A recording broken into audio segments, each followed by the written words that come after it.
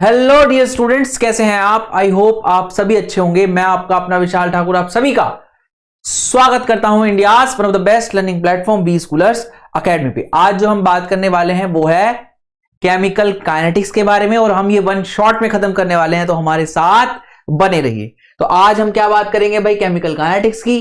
और उसमें सबसे पहले बात करते हैं किसकी, टाइप्स ऑफ रिएक्शन की, राइट। तो बच्चा लोग हम जल्दी से खत्म कर देंगे इसको, आप जल्दी जल्दी इसको देख लीजिए। तो टाइप्स ऑफ रिएक्शन की बात करेंगे भाई। टाइप्स ऑफ रिएक्शन तीन तरह की होती है। आपकी फास्ट रिएक्शन होती है, आपकी इंटरमीडिएट रिएक्शन होती है और आपकी स्लो रिएक्शन होती है। अगर मैं फास्ट रिएक्शन की बात करूं तो ऐसी रिएक्शंस जो एकदम से खत्म हो जाती हैं, completes with in fraction of second. अगर मैं इंटरमीडिएट रिएक्शन की बात करूं तो इट रिक्वायर फाइनाइट टाइम, थोड़े टाइम में होती हैं ये, मतलब 1-2 घंटा लगा लो आप, 3-4 घंटे लगा लो इस तरीके से। तो फाइनाइट टाइम में क्या हो जाएंगी, आपकी कंप्लीट हो जाएंगी। और स्लो रिएक्शन इतनी स्लो होंगी कि रिक्वायर्स इयर्स टू कंप्लीट, बहुत बहुत बहुत ज्यादा टाइम आपका लगेगा।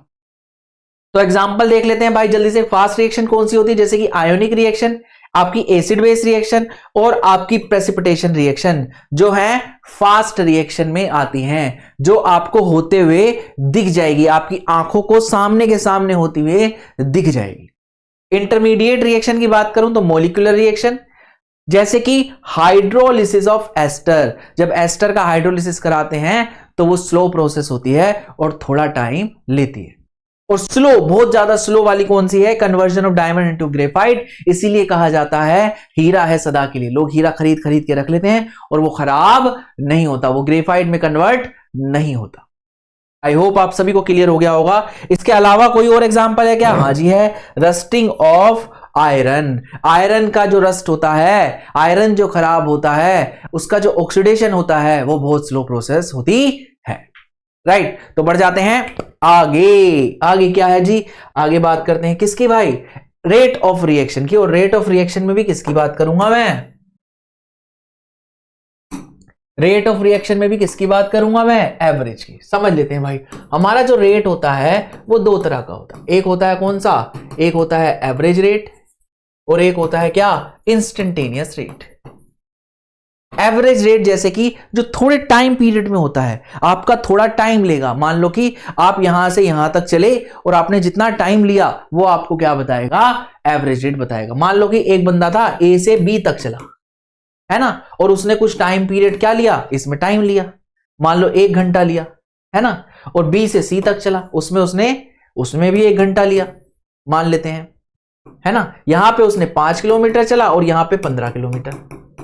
तो क्या आ जाएगा भाई, 20/2 आपका ये क्या आ जाएगा, 10 किलोमीटर पर आवर, ये क्या आ जाएगा आपका एवरेज रेट। बट अगर मैं बात करूं इंस्टेंटेनियस की, तो वो बोलता है भैया इस पर्टिकुलर पॉइंट पे मेरा रेट क्या है, इस पर्टिकुलर पॉइंट पे मेरा रेट क्या है, इस पर्टिकुलर पॉइंट पे मेरा रेट क्या है, इस पर्टिकुलर पॉइंट पे मेरा रेट क्या है, इस पर्टिकुलर, मतलब इसी, जब मैं मान लो बाइक चला रहा हूं तो बाइक में जो मीटर पे आता है वो आपका आता है इंस्टेंटेनियस रेट। वो जो है वो इस एवरेज रेट से क्या है, अलग है। वो बताता है कि मेरा इस पॉइंट पे रेट क्या होगा। आई होप आप सभी को क्लियर हो गया होगा। तो एवरेज रेट क्या है, थोड़ा टाइम ज्यादा लगेगा भाई, विंडो, टाइम की विंडो ज्यादा है। और इंस्टेंटेनियस रेट, इस मोमेंट, इस क्षण पे मेरा रेट क्या है, राइट। आई होप आप सभी को क्लियर हो गया होगा। तो ये रिएक्शन की बात हो रही है। तो रेट जो होगा, पहले मैं किसकी बात कर रहा हूं, एवरेज। एवरेज रेट मैं कैसे निकालता हूं भाई, सिंपल सा तरीका है भाई, higher value minus lower value. मान लो ये एक रिएक्शन है मेरे पास, इसमें ए रिएक्टेंट है, बी क्या है, प्रोडक्ट। तो मैं अगर रेट ऑफ रिएक्शन निकालूं तो मैं किसी से भी निकाल सकता हूं। जो ए की कंसंट्रेशन है वो डिक्रीज हो रही है, बी की कंसंट्रेशन है बढ़ रही है, और कंसंट्रेशन है जो टाइम के साथ क्या हो रही है, चेंज हो रही है। तो अगर मैं रेट निकालना चाहूं तो मैं क्या करूंगा, हायर माइनस, जो बाद वाली वैल्यू है, माइनस लोअर वैल्यू, कम वाली वैल्यू को घटा दूंगा। सिंपल सी बात ही है, ठीक है जी। तो higher minus lower value by time के रिस्पेक्ट में देख रहा हूं, तो डेल्टा टी क्या हो जाएगा, मेरा रेट। अच्छा, रेट कैसे निकालेंगे भाई, रिएक्टेंट के रेट में, रिएक्टेंट के केस में क्या हो रहा है, रिएक्टेंट की कंसंट्रेशन कम हो रही है, इसलिए वैल्यू क्या आएगी, del R by del T. और जो कि ये वैल्यू नेगेटिव आएगी, इसलिए मैं यहां पे क्या लगा देता हूं, नेगेटिव साइन लगा देता हूं। समझ लेते हैं। हायर वैल्यू क्या होगी रिएक्टेंट की, R2। मान लो ये A से B जा रहा है, इनिशियली इसकी कंसंट्रेशन R1 थी, फाइनल इसकी कंसंट्रेशन क्या थी, थोड़े टाइम के बाद T = 0, T equal to T. थोड़े टाइम के बाद कंसंट्रेशन क्या हो गई R2, तो R2 माइनस R1 क्या हो जाएगा मेरा कंसंट्रेशन में change divided by time taken which is T minus 0, T minus 0। तो ये क्या आ जाएगी मेरी, ये मेरा रेट आ जाएगा, सिंपल सी बात है। बट क्योंकि रेट नेगेटिव नहीं होता और हायर वैल्यू जो होगी, फाइनल वैल्यू जो होगी कंसंट्रेशन की रिएक्टेंट के केस में, वो कैसी होगी, कम होगी, और R1 ज्यादा होगी, तो ये वैल्यू मेरी नेगेटिव आ रही है। इस नेगेटिव वैल्यू को पॉजिटिव करने के लिए मैं आगे क्या लगा देता हूं, आगे मैं नेगेटिव का साइन लगा देता हूं। और सिमिलरली मैंने यहां किया, मैंने क्या किया, रिएक्टेंट के केस में minus del R over del T minus R2 minus R1, ये 1 है जी, बाय डेल टी कर दिया। आई होप आप सभी को क्लियर हो गया होगा। अच्छा जी, प्रोडक्ट के केस में क्या होगा, प्रोडक्ट आपका बी है तो डायरेक्टली लिख लो आप D del B over del T, यहां पे आप पॉजिटिव लगा ले, चाहे लगाएं या ना लगाएं, ये हो जाएगा क्या, concentration of B 2 minus B 1 by del T, ये हो जाएगा क्या आपका प्रोडक्ट के केस में। तो प्रोडक्ट के केस में रेट ऐसे निकालेंगे, एवरेज रेट, और रिएक्टेंट के केस में आप ऐसे निकालेंगे। आई होप आप सभी को क्लियर हो गया होगा। बढ़ जाते हैं आगे भाई।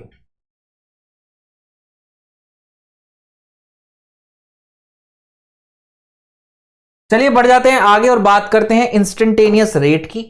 तो इंस्टेंटेनियस रेट क्या है, इसको मैं ग्राफ से समझाता हूं। अगर आप देखोगे रिएक्शन ए टू बी, तो आपकी जो रिएक्टेंट की कंसंट्रेशन है यानी ए की, इसको मैं यहां पे वो क्या हो रही है, धीरे धीरे डिक्रीज होगी टाइम के साथ, और जो आपकी बी की कंसंट्रेशन है वो टाइम के साथ धीरे धीरे क्या होगी, इंक्रीज होगी। कुछ ऐसा सा मान लेते, ऑर्डर की बात मैं अभी नहीं कर रहा। तो इंस्टेंटेनियस रेट बेसिकली ऐसा है क्या कि एक पर्टिकुलर इंस्टेंट पे, मान लो इस इंस्टेंट पे अगर मुझे रेट निकालना है, तो इस इंस्टेंट पे रेट क्या होगा, तो वो होगा भैया जब मैं टाइम पीरियड की विंडो को छोटा कर दूंगा। समझ लेते हैं भाई। मान लो कि मैंने इस पर्टिकुलर टाइम में, यहां T1 था, यहां T2 था, है ना, इस पर्टिकुलर टाइम में मैंने रिएक्टेंट के हिसाब से रेट निकाला। कैसे निकाला भाई,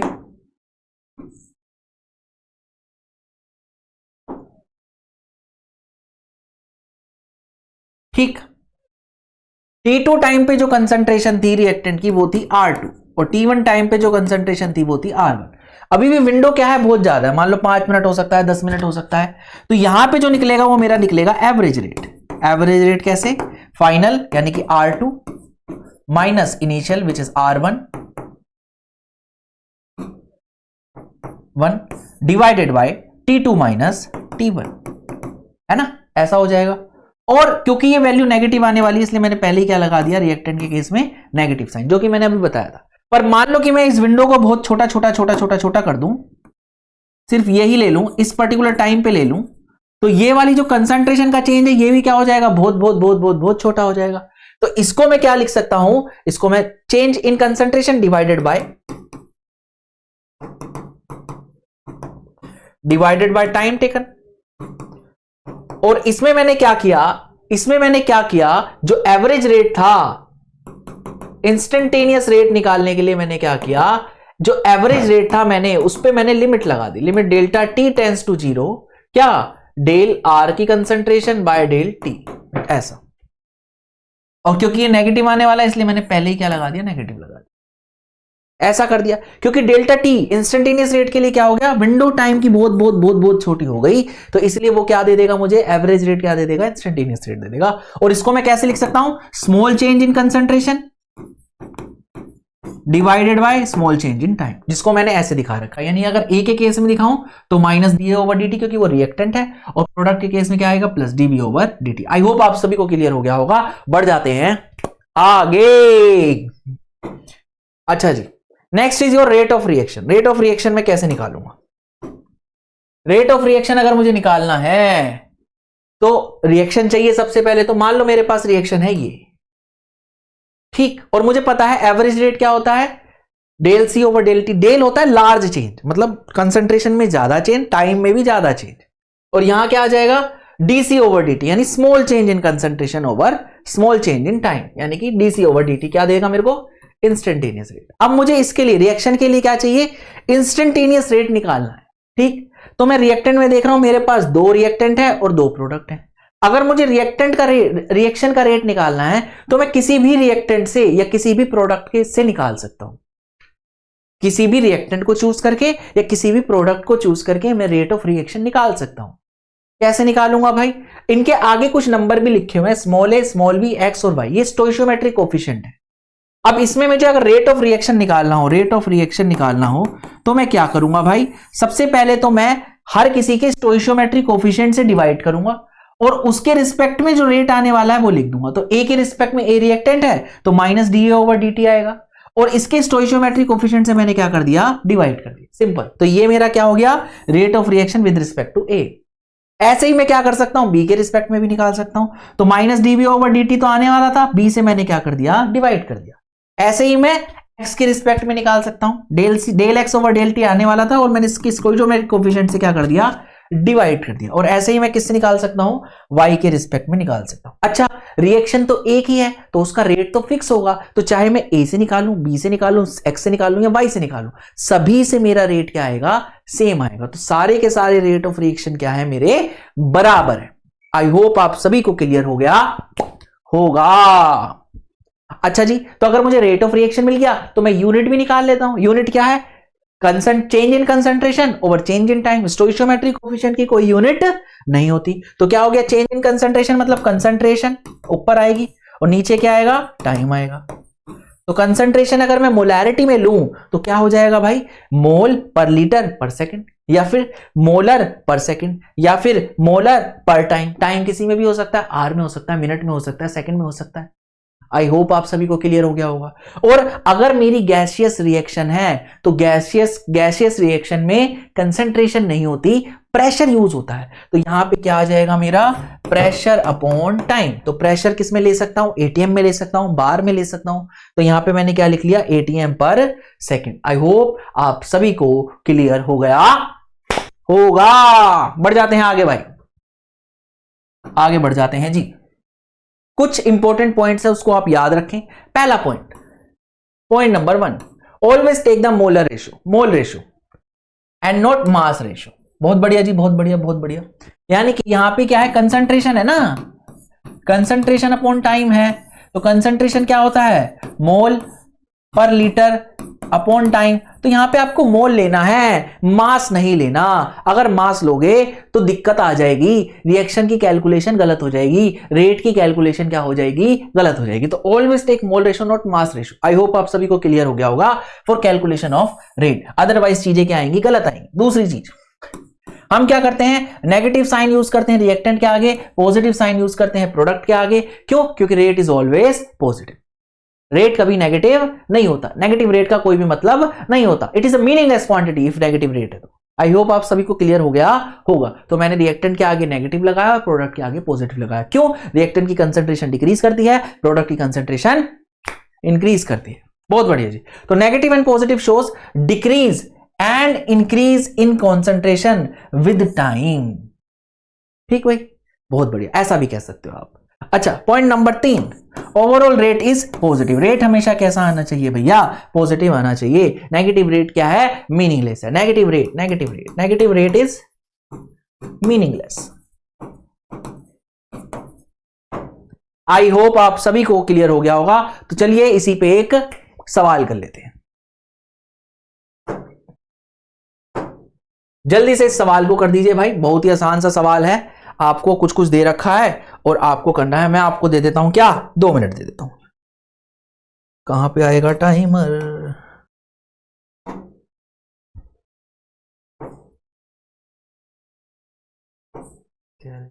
रिकॉर्ड।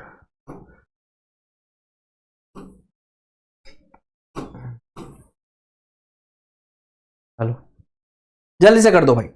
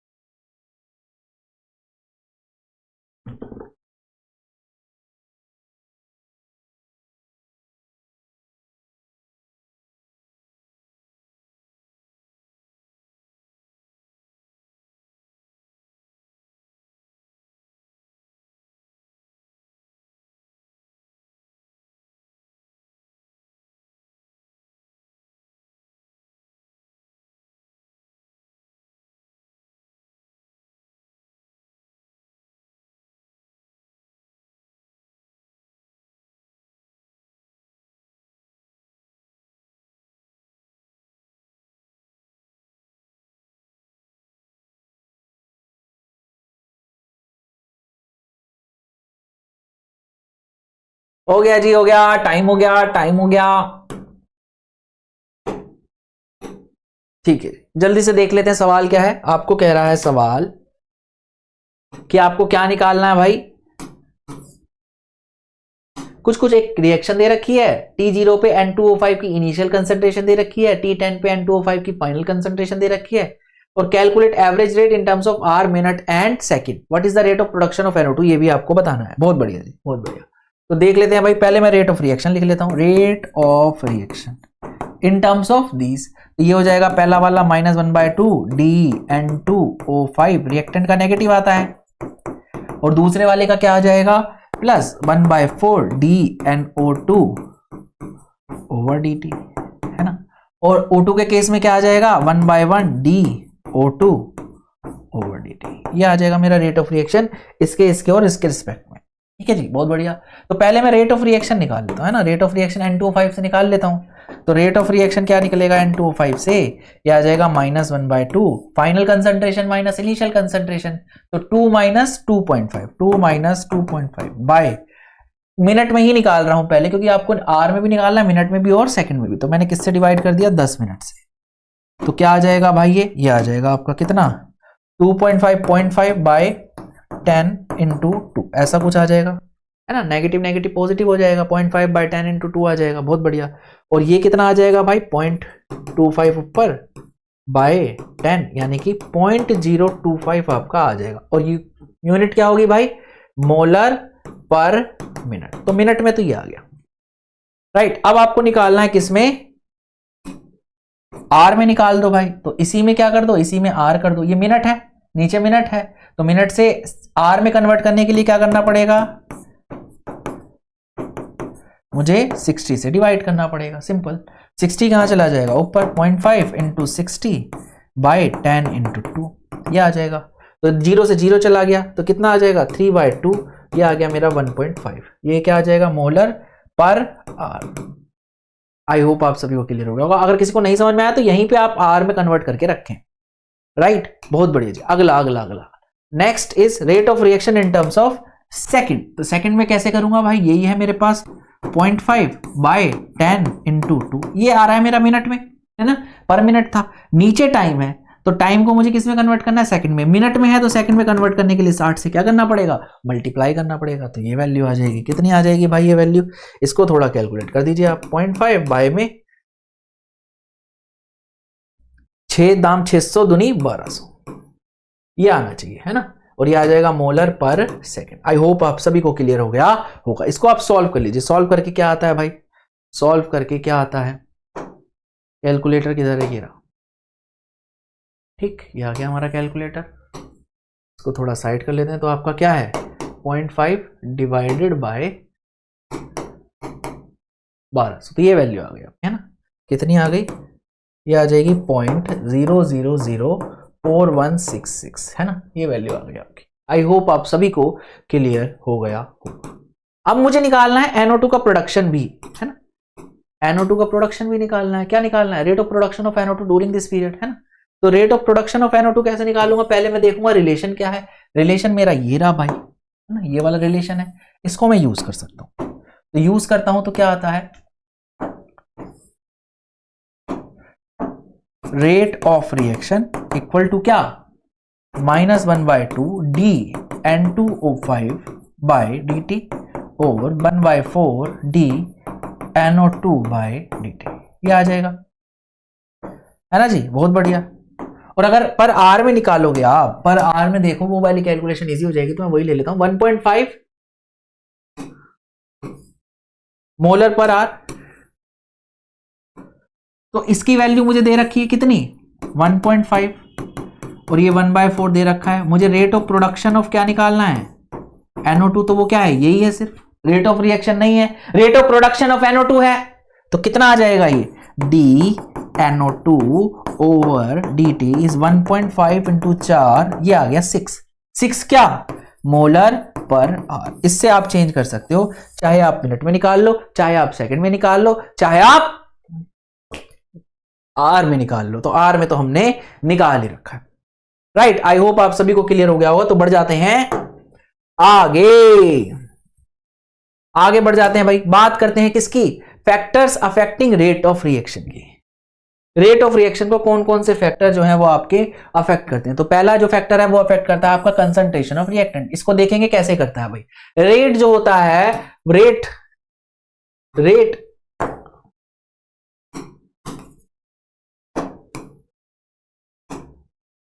जो होता है वो आपका डायरेक्टली प्रोपोर्शनल होता है कंसंट्रेशन ऑफ रिएक्टेंट के रेज्ड टू सम पावर, जो कि रेट लो है हमारी, अभी थोड़ी देर में समझेंगे, थोड़ी देर में समझेंगे। नेक्स्ट किस पे डिपेंड करता है भैया, प्रेशर पे डिपेंड करता है। प्रेशर ऑफ रिएक्शन अगर ज्यादा होगा तो रेट भी ज्यादा होगा। नेक्स्ट इस टेम्परेचर पे डिपेंड करता है भाई। टेम्परेचर पे कैसे करता है, K A E raise to the power minus E A over R T. अगर आपका टेम्परेचर इंक्रीज करता है तो आपका रेट भी क्या करेगा, इंक्रीज करेगा। ठीक है जी, बहुत बढ़िया। कैटलिस्ट पे डिपेंड करता है। अगर आप रिएक्शन में कैटलिस्ट डालते हो तो कैटलिस्ट अपना दूसरा पाथ दे देता है, पाथ चेंज करता है, जो कि क्या करेगा, उससे क्या होगा भैया, ऐसे पाथ को फॉलो करेगा जिसकी एक्टिवेशन एनर्जी क्या होगी, कम होगी, और रेट ऑफ रिएक्शन क्या कर जाएगा, बढ़ जाएगा। बढ़ जाएगा। थोड़े टाइम बाद जब आप अरेनियस पढ़ोगे तो आप पढ़ोगे ये equation, K equal to A e raise to the power minus E over R T. बढ़ जाते हैं आगे। Next is your rate law. Rate law क्या है भाई, अभी जो हमने बात की, रेट जो है वो 4 चीजों पे डिपेंड करता है और उसमें से एक क्या है, concentration of reactant.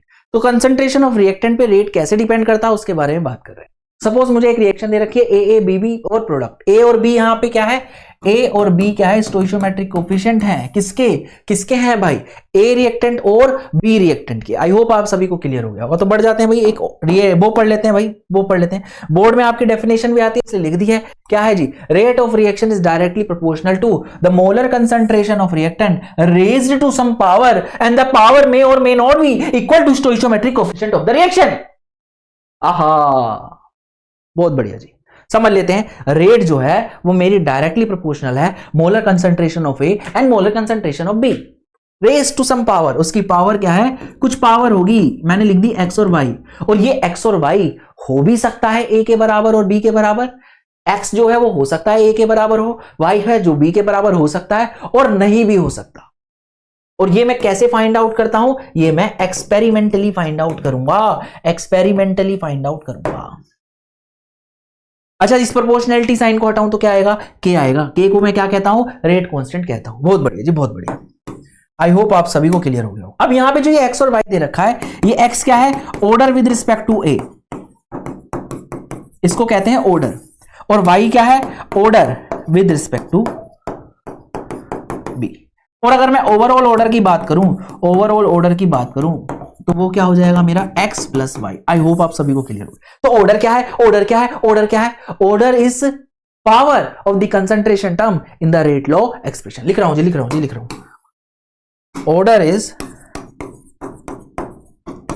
Power of the concentration term in the rate law expression.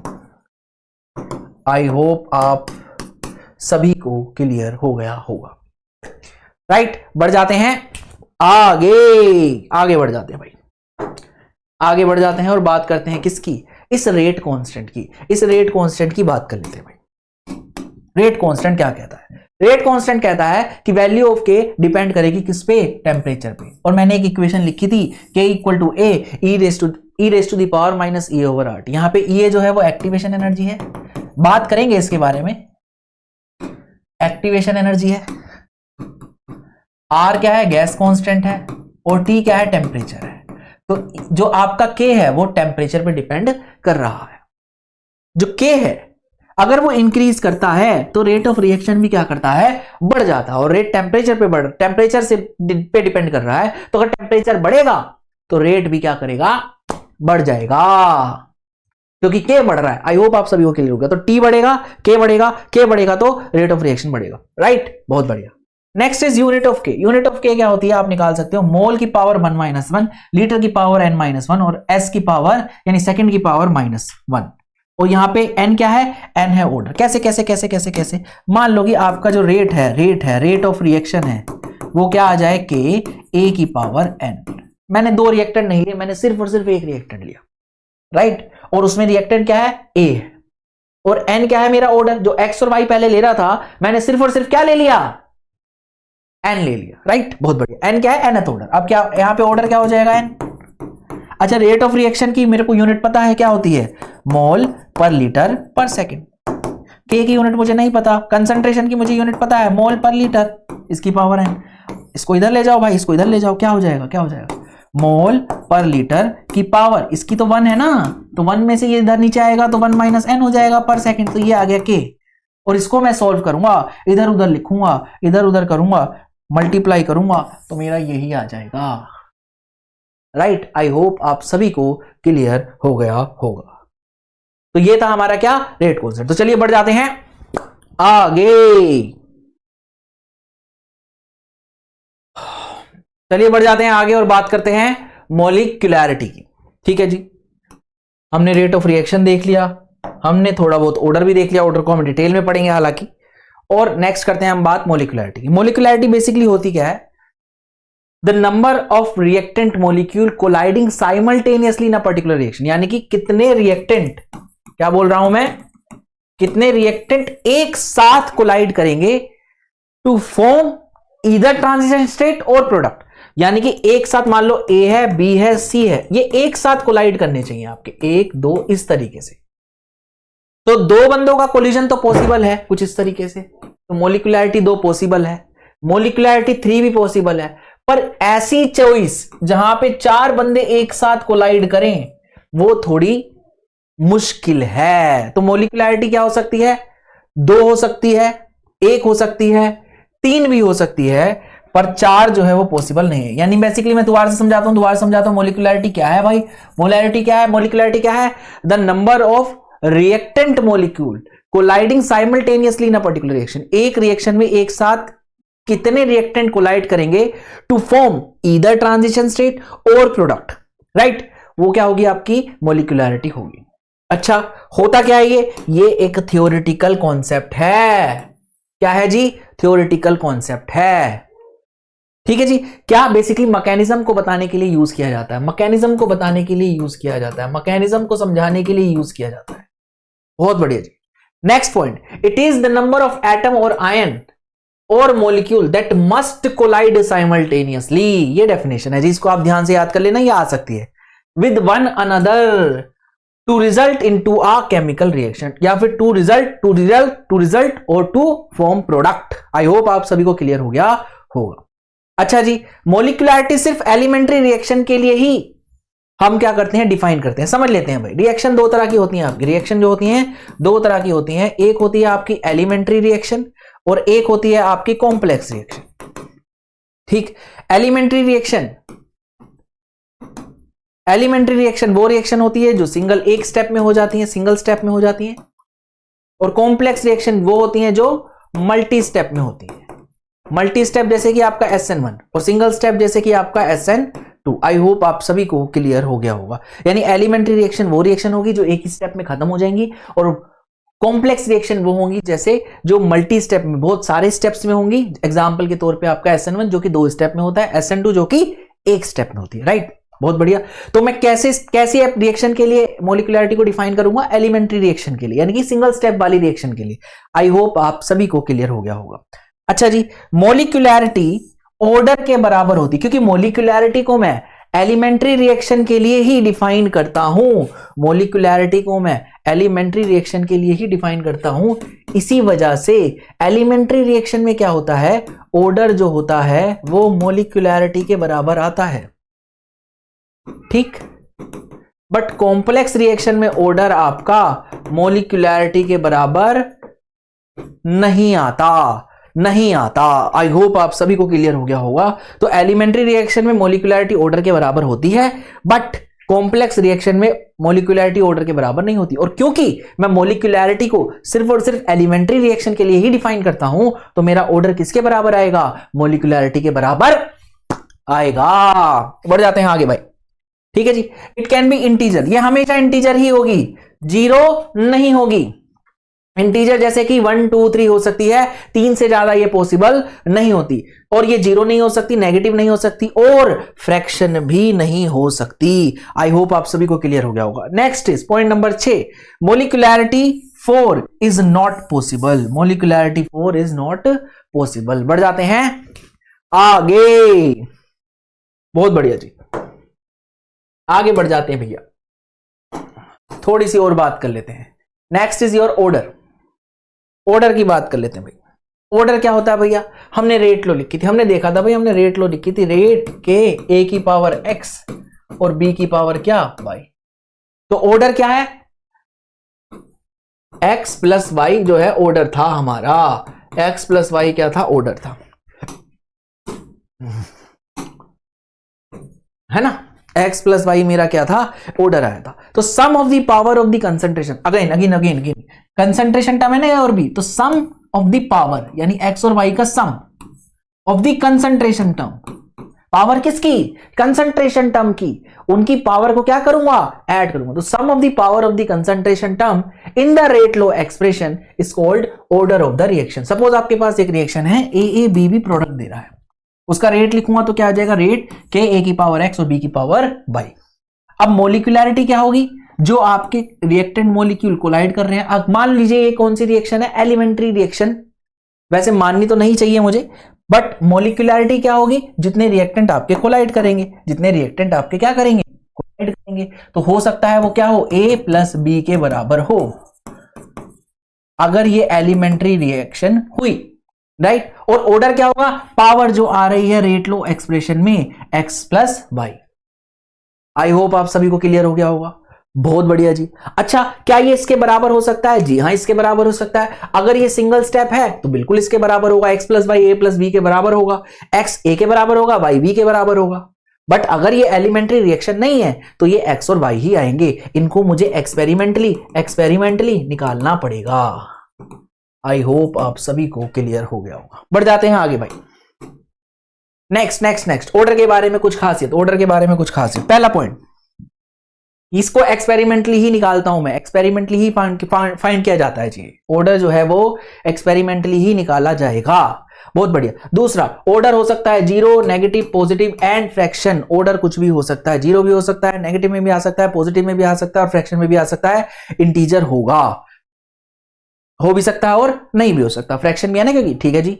अच्छा, applicable to both elementary and complex reaction. Complex reaction के लिए भी निकाल सकता हूं और एलिमेंट्री रिएक्शन के लिए भी निकाल सकता हूं, पर मोलिकुलैरिटी किसके लिए डिफाइन करता हूं, सिर्फ और सिर्फ एलिमेंट्री रिएक्शन के लिए, कॉम्प्लेक्स रिएक्शन के लिए नहीं बताता। अच्छा जी, अगला, फॉर एलिमेंट्री रिएक्शन मोलिकुलैरिटी जो है वो ऑर्डर ऑफ रिएक्शन के बराबर आएगी, जो कि हमने अभी बात की थी। बहुत बढ़िया। अगला, for complex reaction, complex reaction के लिए order is given by slowest step. मान लेते हैं आपके पास काफी सारे स्टेप्स हैं, काफी सारे, एक कॉम्प्लेक्स रिएक्शन है। कॉम्प्लेक्स रिएक्शन में क्या होता है, ए से आपका बी और सी बन रहा है, और बी आपका क्या दे रहा है, सी दे रहा है, क्योंकि इक्विलिब्रियम में जो स्टेप होता है वो फास्ट होता है जनरली, दूसरा स्लो है। तो ये जो स्लोवेस्ट स्टेप है यही मेरा रेट डिसाइड करेगा, यही मेरा क्या करेगा, रेट डिसाइड करेगा। और ये रेट डिसाइड करेगा तो मान लेते हैं इसका क्या है, ये K1 है आगे जाने का, K2 वापस जाने का, और ये K3 है, इसका रेट कांस्टेंट। तो K3 into concentration of reactant B, ये मेरी क्या हो जाएगी, रेट लो हो जाएगी। और B की पावर क्या आ जाएगी, क्योंकि स्लोवेस्ट स्टेप है और सारे स्टेप सिंगल हैं, तो B का स्टोइशियोमेट्रिक कोएफिशिएंट 1 है, तो इसका पावर क्या आ जाएगा, 1 आ जाएगा। आई होप आप सभी को क्लियर हो गया होगा। तो मैंने क्या बोला, order is given by slowest step, और मैं यहां पे भी लिख सकता हूं rate is defined by slowest step. ऐसा क्यों, जब मैं ए से बी में गया वो 10 सेकंड में हो गया, और जब मैं बी से सी में गया, बी से सी कह रहा हूं, डी लिख देता हूं, यहां सी ऊपर यूज कर लिया है मैंने, और जब मैं बी से डी पे गया, तो उसमें मेरे को 40 घंटे लग गए। तो मुझे बताओ ओवरऑल रेट कौन डिसाइड कर रहा है, जो रिएक्शन स्लो होगी, क्योंकि हमारी रिएक्शन तो तब तक स्टॉप ही नहीं हो रही ना जब तक डी नहीं बना। तो जो स्टेप स्लो होगा वही मेरा क्या करेगा, रेट को भी डिसाइड करेगा, और उसी से मैं क्या करूंगा, ऑर्डर को फाइंड आउट करने की कोशिश करूंगा। तो अगर सिर्फ इसी स्टेप की बात करूं तो ऑर्डर मेरा किसके बराबर आ जाएगा, मोलिकुलैरिटी के बराबर। और मोलिकुलैरिटी इसमें क्या है, इसका स्टोइशियोमेट्रिक कोएफिशिएंट 1 है, तो मोलिकुलैरिटी 1 है तो ऑर्डर भी क्या होगा, 1 होगा। आई होप आप सभी को क्लियर हो गया होगा। तो बढ़ जाते हैं आगे। अच्छा जी, नेक्स्ट इज, अगली बात करते हैं भाई order and unit of rate constant की। ठीक है जी, ऑर्डर क्या है, ऑर्डर जो है उसके हिसाब से मैं यूनिट ऑफ रेट कांस्टेंट निकालूंगा। मैंने बताया था k की यूनिट में इससे निकाल सकता हूं। यहां पे n क्या है, मेरा ऑर्डर है। n की वैल्यू मैं रख सकता हूं 0, 1 और 2। जैसे जैसे मैं वैल्यू रखूंगा मुझे यूनिट मिल जाएगी। ये k की यूनिट क्या हो जाएगी भाई, 0 ऑर्डर के लिए मोल पर लीटर पर सेकंड, 1 के लिए क्या हो जाएगी पर सेकंड, और 2 के लिए क्या हो जाएगी पर मोल लीटर पर सेकंड। आई होप आप सभी को क्लियर हो गया होगा। बढ़ जाते हैं आगे। बहुत बढ़िया जी, आगे बढ़ जाते हैं जी। जीरो ऑर्डर रिएक्शन के बारे में अब मैं क्या करता हूं, मैंने देखा भाई बहुत सारी रिएक्शन है मेरे पास, और सभी रिएक्शन जो है उनका मुझे रेट क्या है, रेट ऑफ रिएक्शन निकालना है। और अगर मुझे रेट ऑफ रिएक्शन निकालना ही है तो मैं हर रिएक्शन का अलग अलग ना निकालने की जगह मैं क्या करता हूं, एक चंक ऑफ रिएक्शन को एक साथ स्टडी कर लेता हूं। अब ये कैसे करूंगा, मैंने देखा भाई बहुत सारी रिएक्शन जो है वो जीरो ऑर्डर को फॉलो करती हैं, बहुत सारी रिएक्शन जो है फर्स्ट ऑर्डर को फॉलो करती हैं, और बहुत सारी रिएक्शन जो है सेकंड ऑर्डर को फॉलो करती है। तो मैंने सोचा भाई क्यों ना जीरो ऑर्डर को अलग पढ़ लिया जाए, फर्स्ट ऑर्डर को अलग पढ़ लिया जाए और सेकंड ऑर्डर को अलग पढ़ लिया जाए। तो मैंने जीरो ऑर्डर को पहले पढ़ लिया, तो मेरी बहुत सारी रिएक्शन अपने आप समझ आ गई भाई ये वाली जो है इस तरह का काइनेटिक्स फॉलो करेंगी, तो बस ये जीरो ऑर्डर काइनेटिक्स को फॉलो करती हैं। ये वाली रिएक्शन जो है फर्स्ट ऑर्डर को फॉलो करती हैं, ये वाली रिएक्शन जो है ये सेकंड को। तो बस मुझे ऐसे स्टडी करना आसान है। तो मैंने क्या करा, जीरो ऑर्डर को पहले पढ़ लिया, फिर फर्स्ट को पढ़ लूंगा, फिर सेकंड को पढ़ लूंगा, और कुछ अलग चल रहा होगा तो उसको भी पढ़ लूंगा। तो मेरे लिए हर रिएक्शन का रेट निकालना, हर रिएक्शन का रेट स्टडी करना क्या हो जाएगा, आसान हो जाएगा। चलिए बढ़ जाते हैं आगे और जीरो ऑर्डर को पहले पढ़ लेते हैं। ठीक है, क्या कह रहा है जीरो ऑर्डर रिएक्शन। तो जीरो ऑर्डर रिएक्शन पढ़ रहा हूं मैंने, मान लिया एक जनरलाइज रिएक्शन है, जनरल रिएक्शन है ए से बी, है ना। T इक्वल टू 0 पे A की कंसंट्रेशन A है, B की कंसंट्रेशन 0 है, और T इक्वल टू T पे A की कंसंट्रेशन A माइनस एक्स है और B की कंसंट्रेशन X है। बेसिकली क्या हुआ, कुछ A जो है वो डीफॉर्म होकर B में कन्वर्ट हो गया। तो फाइनल कंसंट्रेशन A की फाइनल कंसंट्रेशन क्या है, A माइनस एक्स। अच्छा, अगर मैं रेट लिखूं A और B के रिस्पेक्ट में तो रेट क्या आएगा, माइनस DA ओवर DT और DB ओवर DT। कंसंट्रेशन कौन सी लूंगा, A की एट टाइम T वाली, राइट। आई होप आप सभी को क्लियर हो गया होगा। और B की भी क्या हो गया, एट टाइम T वाली। अब मैंने दोनों की वैल्यू यहां रख दी, ये वाली यहां रख दी और ये वाली यहां रख दी। तो देखा इससे भी dx बाई dt आ जाएगा, है ना। यहां तो x रखा है, dx बाई dt आ गया। और जब मैंने a t में रखा a माइनस x रखा, तो इससे भी मेरा क्या आ गया, dx ओवर dt। तो मेरे को ये क्लियर हुआ कि चाहे मैं a के रिस्पेक्ट में रेट निकालूं या b के रिस्पेक्ट में रेट निकालूं, रेट मेरा क्या आएगा, हमेशा सेम ही आएगा। आई होप आप सभी को क्लियर हो गया होगा। तो बढ़ जाते आगे। अच्छा, कुछ और चीज मैंने ए क्या मानी है, इनिशियल कंसंट्रेशन ऑफ रिएक्टेंट, ये ध्यान रखना है भाई। स्मॉल ए क्या माना है, ए माइनस एक्स क्या आई, फाइनल कंसंट्रेशन ऑफ रिएक्टेंट यानी एट टाइम टी, और एक्स क्या है मेरी कंसंट्रेशन ऑफ प्रोडक्ट। और इनिशियली मेरा प्रोडक्ट बिल्कुल भी पड़ा हुआ नहीं था, इनिशियली मेरा प्रोडक्ट कितना है, 0 है। आई होप आप सभी को क्लियर हो गया होगा। बढ़ जाते हैं आगे। अच्छा, मेरा रेट क्या आ गया, dx ओवर dt इस रिएक्शन का जीरो ऑर्डर के लिए, और जीरो ऑर्डर है तो रेट क्या आएगा, रेट लो में लिखूं तो क्या आएगी, रेट के concentration of reactant eight time T की पावर 0, क्योंकि कौन सा ऑर्डर है, जीरो ऑर्डर है, राइट। और ए की कंसंट्रेशन एट टाइम टी क्या थी, a माइनस एक्स, तो मैंने वो लिख दी। तो ये वाली किसमें कन्वर्ट हो गई, इसमें कन्वर्ट हो गई। आई होप आप सभी को क्लियर हो गया होगा, राइट। और अगर मैं इस इक्वेशन को इंटीग्रेट करूं, पहले मैं क्या करूंगा, एक्स वाई अलग, एक्स वाले अलग कर लूंगा और टी वाले अलग कर लूंगा। तो इसको मैं कैसे लिख सकता हूं, dx a माइनस एक्स और k dt। इसको इंटीग्रेट कर लूंगा। x जो है वो वेरी कर रहा है कहां से, 0 से x तक, और t कहां से वेरी कर रहा है, 0 से t तक। इसको इंटीग्रेट करूंगा तो मेरी इंटीग्रेटेड रेट इक्वेशन क्या आ जाएगी, x is equal to kt, right. यानी कि प्रोडक्ट की कंसंट्रेशन जो x थी वो टाइम के साथ क्या करेगी, बढ़ेगी। इसका ग्राफ अगर मैं प्लॉट करूं तो क्या आ जाएगा, x t, ऐसा कुछ आएगा। और x क्या थी, कंसंट्रेशन ऑफ प्रोडक्ट, है ना, ऐसा ही तो था। तो वो टाइम के साथ क्या कर रहा है, इंक्रीज कर रहा है। और उसका स्लोप क्या आ रहा है, स्लोप आ रहा है k, राइट। इसको मैंने a से सब्ट्रैक्ट कर दिया दोनों साइड को, ये a माइनस एक्स हो जाएगा तो ये a माइनस के टी हो जाएगा। और a माइनस एक्स क्या था, मेरी concentration of reactant at time t। ए क्या था, initial concentration minus K T, ऐसा कुछ आ गया। तो ये मेरा आ गया और इससे मैंने क्या निकाल सकता हूं, के की वैल्यू निकालना चाहूं तो ऐसे निकाल सकता हूं। आई होप आप सभी को क्लियर हो गया होगा। अब यहां से मैं क्या क्या फाइंड आउट कर सकता हूं, मैं हाफ लाइफ फाइंड आउट कर सकता हूं। हाफ लाइफ मतलब कब मेरा ए जो है वो आधा खत्म हो जाएगा, तो टी हाफ की जो इक्वेशन आ जाएगी वो क्या आ जाएगी, ए बाय 2 के। कैसे निकालेंगे मैं बस एक बताऊंगा भाई। मेरी क्या आई थी, ए माइनस एक्स आई थी, A minus X is equal to A minus K T आया था, ऐसा ही कुछ आया था ना, बहुत बढ़िया। अब आधा खत्म हो जाएगा तब मेरी एक्स की वैल्यू क्या होगी, ए बाय 2 के बराबर। यहां पे रख देता हूं मैं, और जब कब होगा ये, टी जब मेरा किसके बराबर होगा, टी हाफ के। तो इसमें जब रखता हूं तो ए माइनस ए बाय 2 ए माइनस के टी हाफ ऐसा कुछ आ जाएगा। और इसको सॉल्व करूंगा मैं तो मेरा यही आ जाएगा। तो इस कंडीशन को याद रखें, इस कंडीशन को आप यूज करेंगे, इस कंडीशन को आप यूज करेंगे तो आपका कोई भी चीज निकल जाएगी। अच्छा, कुछ फॉर्मूले और याद रख लें भाई। जो आपकी हाफ लाइफ है वो तो आ गई कितनी, ए बाय 2 के। ए क्या है, इनिशियल कंसंट्रेशन ऑफ रिएक्टेंट, और के क्या है, rate constant of reaction. I hope आप सभी को क्लियर होगा, बहुत बढ़िया। अच्छा, T1/4 क्या है, यानी जब 25% ही आपकी रिएक्शन खत्म हुई तो वो क्या आएगा, A बाय 4K के बराबर। यहां पे A क्या है, initial concentration of reactant, K क्या है, रेट कांस्टेंट। अच्छा, T3/4 किसके बराबर आएगा, 3A/4K के।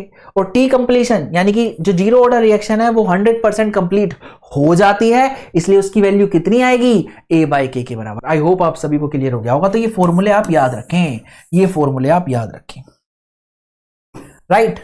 अच्छा, एक चीज और देखेंगे, जो जो आपका T1/4 है उसको 2 से मल्टीप्लाई करूंगा तो T हाफ आ जाएगा। T3/4 है उसका क्या होगा भैया, ठीक है जी, T 100% ले लेता हूं। T जो 100% है आपका वो ट्वाइस ऑफ T हाफ आ जाएगा, या फिर क्या लिख सकता हूं, 4 टाइम्स ऑफ T1/4 आ जाएगा। आई होप आप सभी को क्लियर हो गया होगा। तो ये फॉर्मूला भी आप याद रखें, डायरेक्टली सवाल आ सकता है इस पे। तो चलिए बढ़ जाते हैं आगे।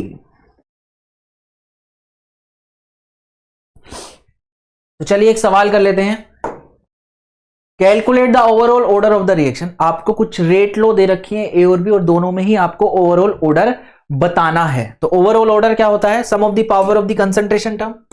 तो ओवरऑल ऑर्डर पहले मैं निकाल रहा हूं ए के केस में, तो ओवरऑल ऑर्डर क्या हो जाएगा, ए की पावर क्या है 1/2 और बी की पावर क्या है 3/2। आप दोनों को सोल्व करोगे तो क्या आ जाएगा 2। तो ये आ जाएगा ओवरऑल ऑर्डर। अगर पूछता है ए के रिस्पेक्ट में ऑर्डर क्या है तो वो होता हाफ, और बी के रिस्पेक्ट में ऑर्डर क्या होता 3/2। आई होप आप सभी को क्लियर हो गया होगा। Next is B. बी के केस में ओवरऑल ऑर्डर निकालना है मुझे। ओवरऑल ऑर्डर वो क्या होता है भाई, ए के रिस्पेक्ट में ओवरऑल ऑर्डर कितना आ रहा है 3/2, और बी के रिस्पेक्ट में क्या आ रहा है -1। आप सॉल्व करेंगे तो ये आ जाएगा 1/2। आई होप आप सभी को क्लियर हो गया होगा। तो ये था हमारा पहला सवाल। बढ़ जाते हैं आगे भाई, अगला सवाल। अगला सवाल कह रहा है the conversion of molecules of x to y follow second order kinetics. आपका x to y क्या है, सेकंड ऑर्डर काइनेटिक्स फॉलो कर रहा है। If the concentration of x is increase to 3 times how will it affect the rate of formation of y। ठीक है जी, बहुत बढ़िया। अगर मैं इसको देखूं तो ये क्या आ जाएगा मेरा, इसके रिस्पेक्ट में अगर रेट ऑफ रिएक्शन लिखूं तो ये हो जाएगा -1/1 dx ओवर dt, या फिर dy ओवर dt। ये रेट ऑफ रिएक्शन हो जाएगा मेरा, बोलो हाँ ना, राइट। और ये कैसे रेट लो लिखूं अगर मैं इसकी, तो ये हो जाएगा k कंसंट्रेशन ऑफ x की पावर क्या, ऑर्डर कितना दिया है, ऑर्डर ऑफ द रिएक्शन कितना बोला है 2। तो अगर मैं कंसंट्रेशन इनिशियल रेट क्या हो जाएगा मेरा k x की पावर 2, बोलो हाँ ना। और अगर मैं कंसंट्रेशन ऑफ x कितना कर दूं, 3 टाइम्स कर दूं, तो क्या हो जाएगा फाइनल रेट क्या हो जाएगा मेरा k, जब मैंने कंसंट्रेशन 3 टाइम्स कर दी तो ये कितना हो जाएगा 9k x का स्क्वायर, बोलो हाँ ना, ऐसा कुछ आ जाएगा। और अगर मैं इसे इनिशियल रेट से डिवाइड करूं तो रेट फाइनल रेट इनिशियल मेरा कितने के बराबर आ जाएगा 9 के। तो आपका फाइनल रेट इनिशियल रेट से 9 टाइम्स हो जाएगा। और क्योंकि आपका x का रेट और y का रेट दोनों ही क्या है, बराबर है, दोनों ही रेट ऑफ रिएक्शन है, तो आपका y का फॉर्मेशन भी क्या हो जाएगा, 9 टाइम्स बढ़ जाएगा। आई होप आप सभी को क्लियर हो गया होगा, राइट। तो बढ़ जाते हैं आगे अगले सवाल की तरफ। भाई अगला सवाल क्या कह रहा है? A first order reaction is found to have a rate constant इतना, find the half life of the reaction. आपको हाफ लाइफ निकालनी है। सबसे पहले देखिए ऑर्डर क्या दिया है, ऑर्डर दिया है आपको 1, निकालना है टी हाफ। तो क्या करिए, सबसे पहले फॉर्मूला लिखिए 0.693 ओवर के, ये होता है भाई फर्स्ट ऑर्डर के लिए, राइट। अच्छा तो हमें पता है बस के की वैल्यू दे रखी है, रख दो। तो 0.693 ओवर 5.5 इंटू 10 की पावर -14 ऐसा कुछ आ जाएगा। और इसको सॉल्व कर लें भाई, सॉल्व करेंगे तो क्या आएगा भाई, कहां है जी,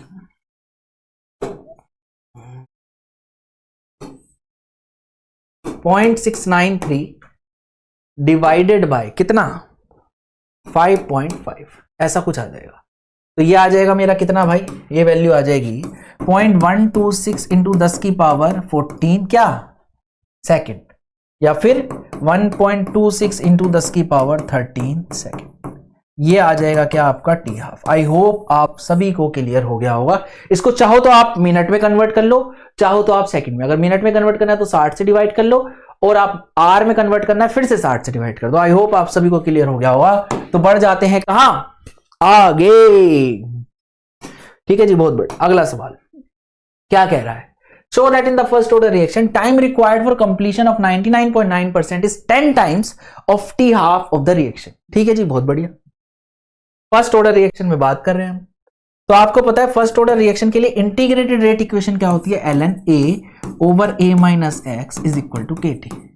a इनिशियल कंसेंट्रेशन है और x जो है जो कम हो रहा है, या फिर a माइनस एक्स जो है वो फाइनल कंसेंट्रेशन है, किसकी, रिएक्टेंट की। बहुत बढ़िया जी। और आपको पता है जब आप टी हाफ निकालते हो तो x किसके बराबर होता है, जब टी हाफ के बराबर होता है तो x आपका a/2 के बराबर होता है। यहां रख दो तो टी हाफ निकल जाएगा, और आप टी हाफ निकालेंगे तो ये आ जाएगा ln 2 ओवर k के बराबर।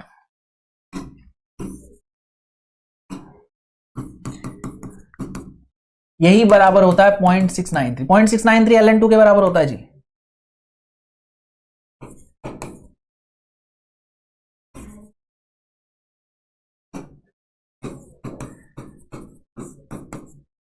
ठीक है जी, बहुत बढ़िया।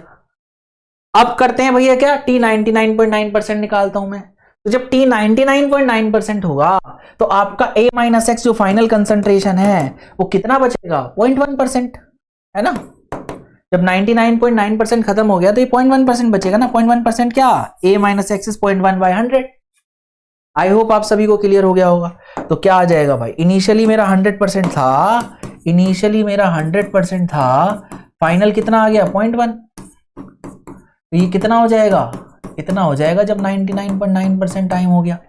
तो ln 100% क्या हो जाएगा, 100/100, तो 100 ही ले लेता हूं। ये नीचे हो जाएगा 0.1, ये कुछ आ जाएगा के t 99.9% ऐसा कुछ हो जाएगा। बोलो हाँ ना जी।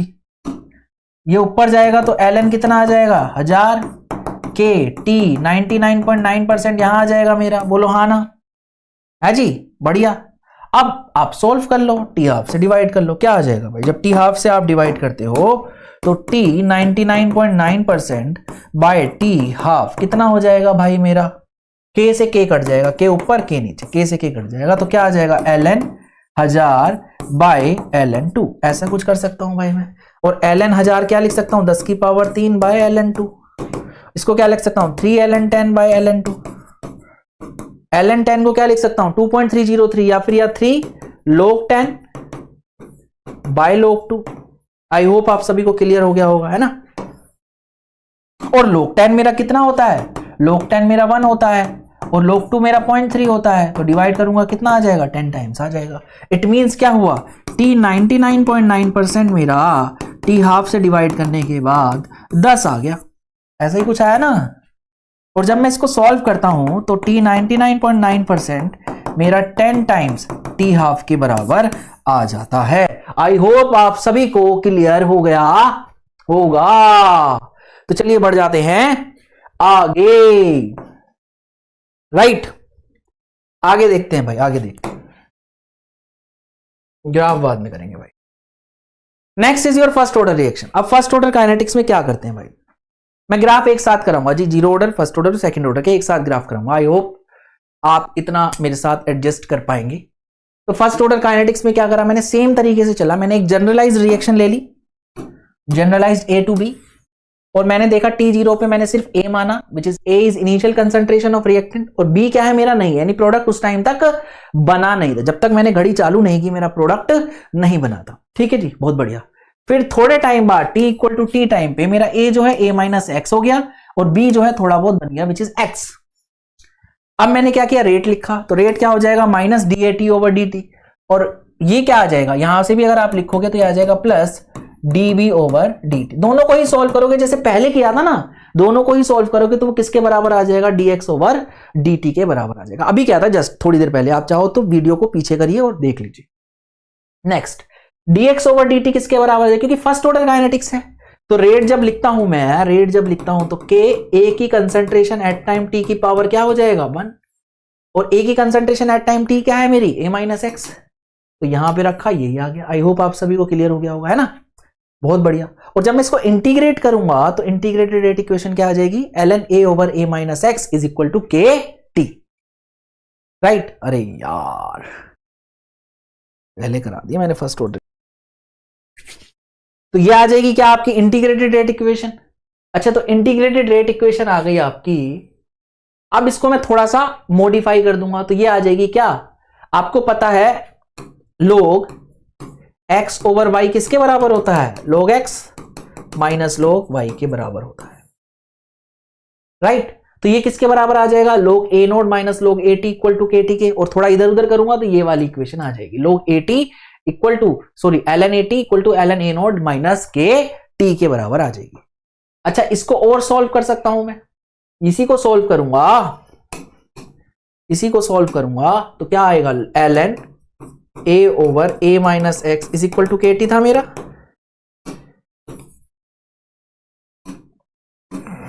ln a over a minus X, ये kt के बराबर आया था भाई।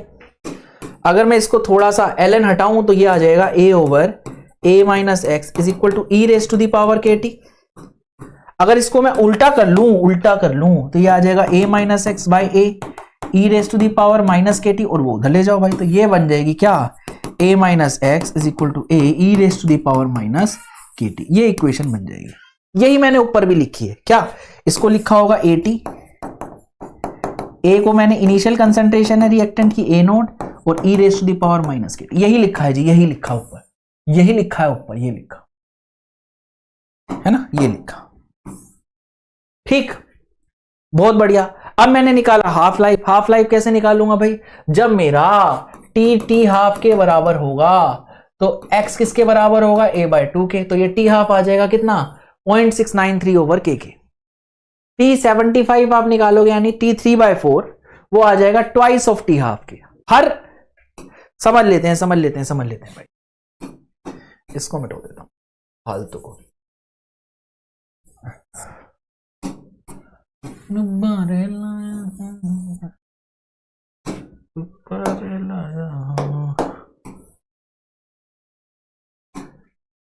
मान लो मेरा रिएक्टेंट है A और B बन रहा है, A की इनिशियल कंसंट्रेशन A है ना जी। तो फर्स्ट ऑर्डर रिएक्शन में क्या होता है, ये T इक्वल टू 0 पे, जब T equal to T half होगा पहला, तो ये आधा हो जाएगा, है ना, हाफ लाइफ तो इसका मतलब यही है ना।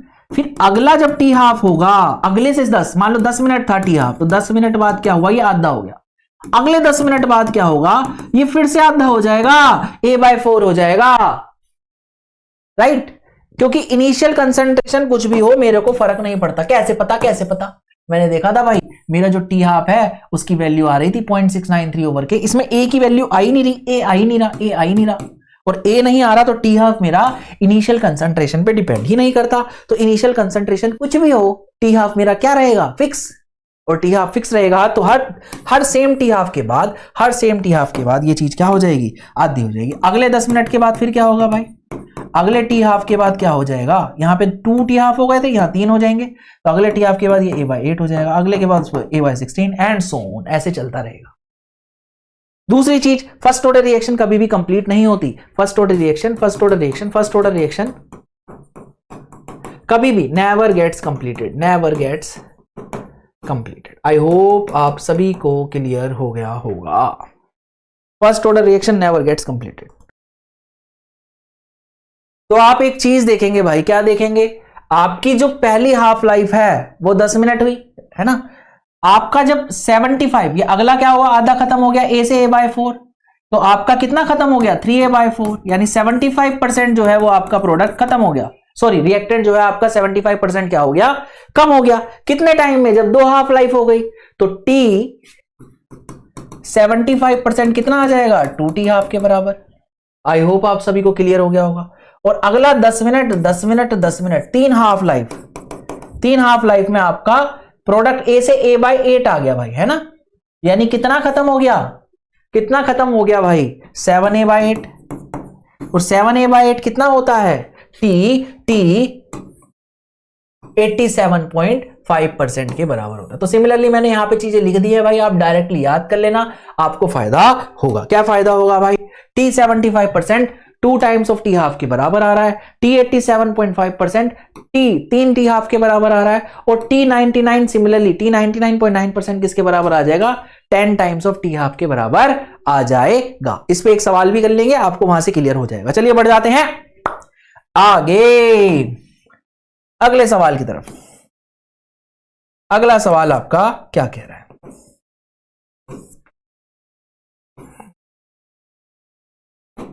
सवाल तो नहीं है जी, सूडो फर्स्ट ऑर्डर रिएक्शन है।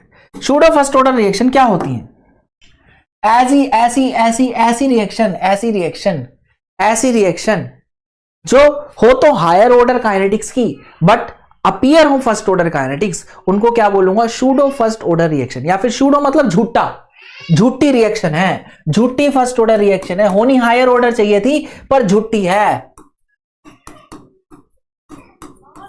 झूठी, झूठी फर्स्ट ऑर्डर रिएक्शन। कैसी भाई है, तो द सेकंड और higher order reaction is found to be first order reaction, those reaction are called pseudo first order reaction. यानी कि जो हायर ऑर्डर है या फिर आपकी सेकंड ऑर्डर है वो कैसी अपीयर हो रही है, फर्स्ट ऑर्डर अपीयर हो रही है, उनको क्या बोलूंगा, सूडो फर्स्ट ऑर्डर रिएक्शन। कौन कौन सी होती है भाई, example, hydrolysis of ethyl acetate in acidic medium, क्या होगा भैया, pseudo first order kinetics follow करेगा। Inversion of cane sugar in acidic medium, क्या होगा भैया, सूडो फर्स्ट ऑर्डर काइनेटिक्स को फॉलो करेगा। कैसे करेगा भाई, ये हाइड्रोलिसिस ऑफ इथाइल एसीटेट है, ये इथाइल एसीटेट है जी, इसको मैंने वाटर डाला, वाटर कैसे लिया मैंने, एक्सेस में, और एसिडिक मीडियम ले लिया।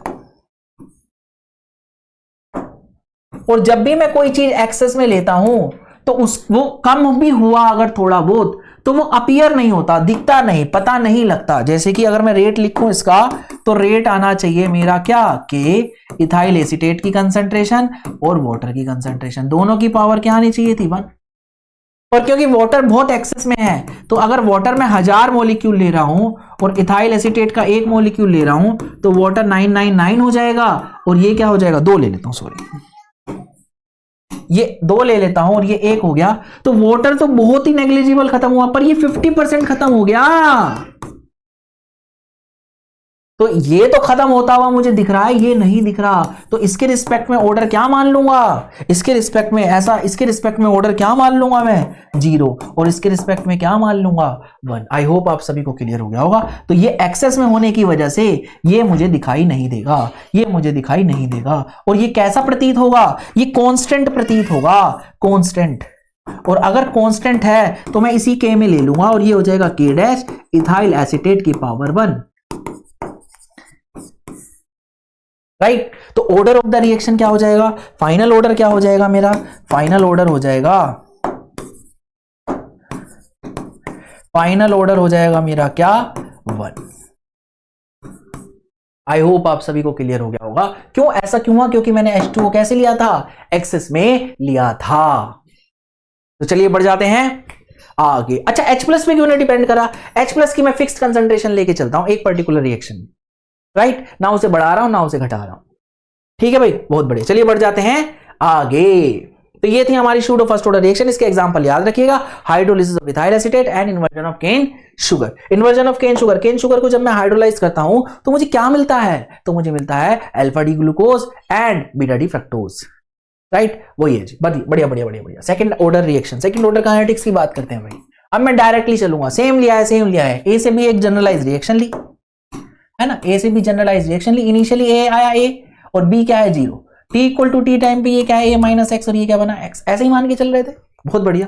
तो इसकी डिफरेंशियल रेट इक्वेशन क्या हो जाएगी, रेट हो जाएगा minus D A over D T और के ए माइनस एक्स, फाइनल कंसंट्रेशन क्या है ए माइनस एक्स, ए की, उसकी पावर क्या होगी 2, क्यों क्यों क्यों क्यों, रेट क्या हो जाएगा, रेट ऑफ रिएक्शन के ए की कंसंट्रेशन एट टाइम टी का स्क्वायर, क्योंकि ऑर्डर क्या है, ऑर्डर 2 है ना, ऑर्डर 2 है, और a माइनस एक्स क्या था, यानी ए टी क्या था a माइनस एक्स, तो वो मैंने यहां रख दिया। तो ये वाली चीज किस में कन्वर्ट हो जाएगी, इसमें। इसको इंटीग्रेट किया तो क्या आया, इसको इंटीग्रेट किया तो क्या आया, ये आया क्या, K T equal to 1 upon A minus X minus 1 upon A, या फिर इसको क्या लिख सकता हूं 1 upon A at time T minus 1 upon A naught, और इसको थोड़ा सा सॉल्व कर लूंगा तो ये बन जाएगा, राइट। और जब मैं टी हाफ निकालता हूं, टी हाफ के लिए कंडीशन क्या है भाई, सेम कंडीशन, एक्स को क्या रख लूंगा a/2 है ना, और टी को क्या रख लूंगा टी हाफ। तो जब मैं ये दोनों चीजें रखता हूं किसमें, इस वाली इक्वेशन में, तो ये बना देगी, टी हाफ क्या आ जाएगा 1 अपॉन ए के बराबर आ जाएगा। आई होप आप सभी को क्लियर हो गया होगा। तो चलिए जल्दी से मैं एक चीज रिवाइज करा देता हूं भाई, जीरो ऑर्डर, फर्स्ट ऑर्डर और सेकंड ऑर्डर। सबसे पहले लिखते हैं भैया क्या, जीरो ऑर्डर की integrated rate equation, it is AT, sorry हाँ सही तो था, AT A naught minus K T है ना। फर्स्ट ऑर्डर की क्या आ जाएगी, L N A over A minus X is equal to K T, या फिर इसको ऐसे भी लिख सकते हो L N A naught A T के टी है ना। और सेकेंड ऑर्डर की क्या हो जाएगी भाई, K T equal to 1 upon A minus X minus 1 upon A, या फिर K T equal to 1 upon A T minus 1 upon A naught, ऐसा कुछ आ जाएगा। हाफ लाइफ तीनों की निकालूंगा भाई, हाफ लाइफ इसकी क्या आ जाएगी ए अपॉन 2 के, ए इज इनिशियल कॉन्सेंट्रेशन, के इज रेट कॉन्स्टेंट, इसका क्या आ जाएगा भाई टी हाफ, इसका आ जाएगा ln2 ओवर के, या फिर 0.693 ओवर के, और इसका क्या आ जाएगा जी, इसका आ जाएगा टी हाफ आ जाएगा 1 अपॉन ए के। यानी कि जो फर्स्ट ऑर्डर है, जो फर्स्ट ऑर्डर रिएक्शन है वो इंडिपेंडेंट है, हाफ लाइफ उसका, half life is independent of initial concentration, independent है, इंडिपेंडेंट। और दोनों के केस में जीरो ऑर्डर और फर्स्ट ऑर्डर दोनों के केस में ए अपीयर हो रहा है, इट मींस वो डिपेंड करती है किस पे, इनिशियल कंसंट्रेशन ऑफ रिएक्टेंट में।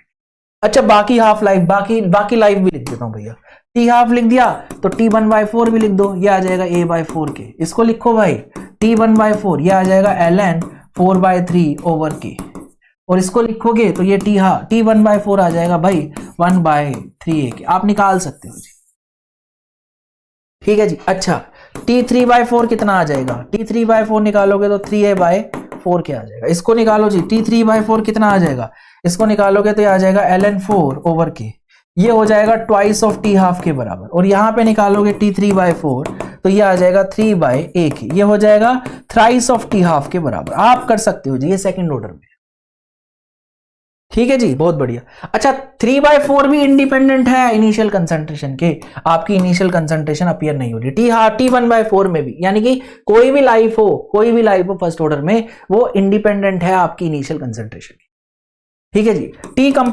कंप्लीशन ये क्या है a/k, T completion first order में क्या है इनफाइनाइट, खत्म नहीं होती जी, टी कंप्लीशन सेकंड ऑर्डर में क्या है इनफाइनाइट, ये आप निकाल सकते हो। अच्छा फर्स्ट ऑर्डर में क्या है, टी 99.9% आप निकालोगे तो ये कितना आएगा 10 टाइम्स ऑफ टी हाफ आएगा। आई होप आप सभी को क्लियर हो गया होगा, राइट। बढ़ जाते हैं आगे, अगला क्या है भाई, अगला है ग्राफ देख लो जी, graphs are very very important, very very important. अभी मैंने जो इक्वेशन लिखी उसी पे आ जाएंगे।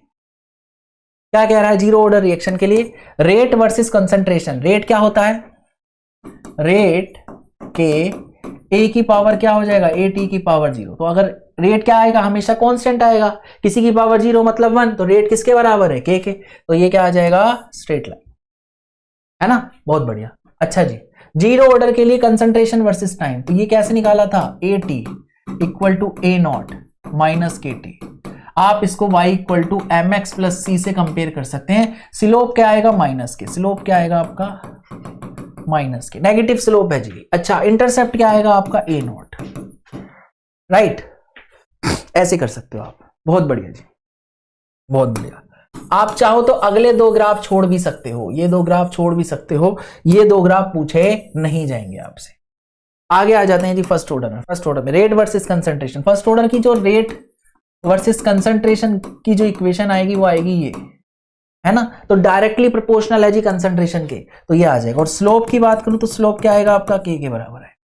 अच्छा जी, कंसंट्रेशन वर्सेस टाइम आप निकालोगे फर्स्ट ऑर्डर में, तो A T equal to A naught E raise to the power minus K T. Exponential डी क्या आ रहा है, जिसमें इंटरसेप्ट जो आएगा वो आपका ए नॉट आएगा, राइट। और ये क्या है, ए टी वर्सेस टी का ग्राफ है, ध्यान रखना भाई।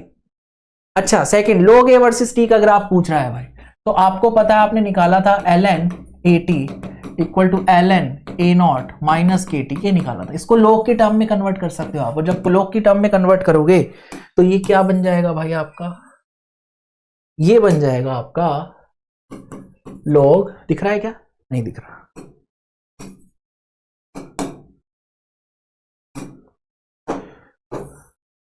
ठीक है यहां लिख देता हूं, ये बन जाएगा आपका log A T log A naught minus K T over 2.303। अच्छा, इसमें क्या आएगा, c जो आएगा वो log ए नॉट हो जाएगा, इंटरसेप्ट आपका, और m विच इज स्लोप वो आ जाएगा माइनस के ओवर 2.303। टी के साथ जब आप ग्राफ प्लॉट करोगे तो वो क्या ग्राफ आएगा आपका, ये वाला ग्राफ आएगा फर्स्ट ऑर्डर के लिए। आई होप आप सभी को क्लियर हो गया होगा। इस ग्राफ को आप फर्स्ट ऑर्डर के लिए छोड़ भी सकते हो, पूछा नहीं जाएगा, राइट। बढ़ जाते हैं आगे, सेकंड ऑर्डर, सेकंड ऑर्डर के लिए बता देते हैं भाई।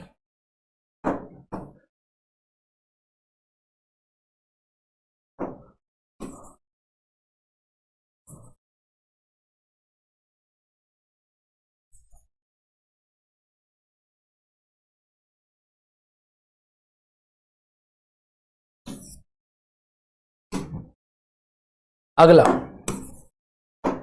सेकंड ऑर्डर के लिए करूंगा, अगर रेट वर्सेस ए, तो रेट क्या हो जाएगा मेरा, रेट हो जाएगा के ए टी की पावर क्या, ऑर्डर 2 है तो पावर 2 हो जाएगा, बहुत बढ़िया।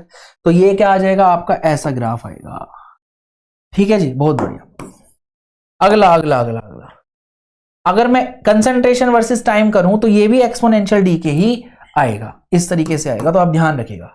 नेक्स्ट इज, ये वाला ग्राफ पूछा जाता है, इसके केस में ये वाला ग्राफ पूछा नहीं जाता। आप चाहो तो कर सकते हो, log ए वर्सेस टी का ग्राफ करोगे तो आपका ऐसा आएगा, और 1/a वर्सेस टी का ग्राफ करेंगे तो आप क्या आएगा, 1/a वर्सेस टी का ग्राफ कैसे निकालेंगे भाई, आपके पास इक्वेशन है, आपके पास इक्वेशन है, कैसे निकालेंगे, कैसे निकालेंगे, कैसे निकालेंगे, अभी देख लेते हैं भाई, अभी देख लेते हैं। क्या आया था, क्या आया था, के टी आया था, के टी आया था 1/a T minus 1/a not, ऐसा कुछ आया था, है ना जी। आपको निकालना है 1/a टी का ग्राफ, तो ये उधर ले जाइए, 1/a T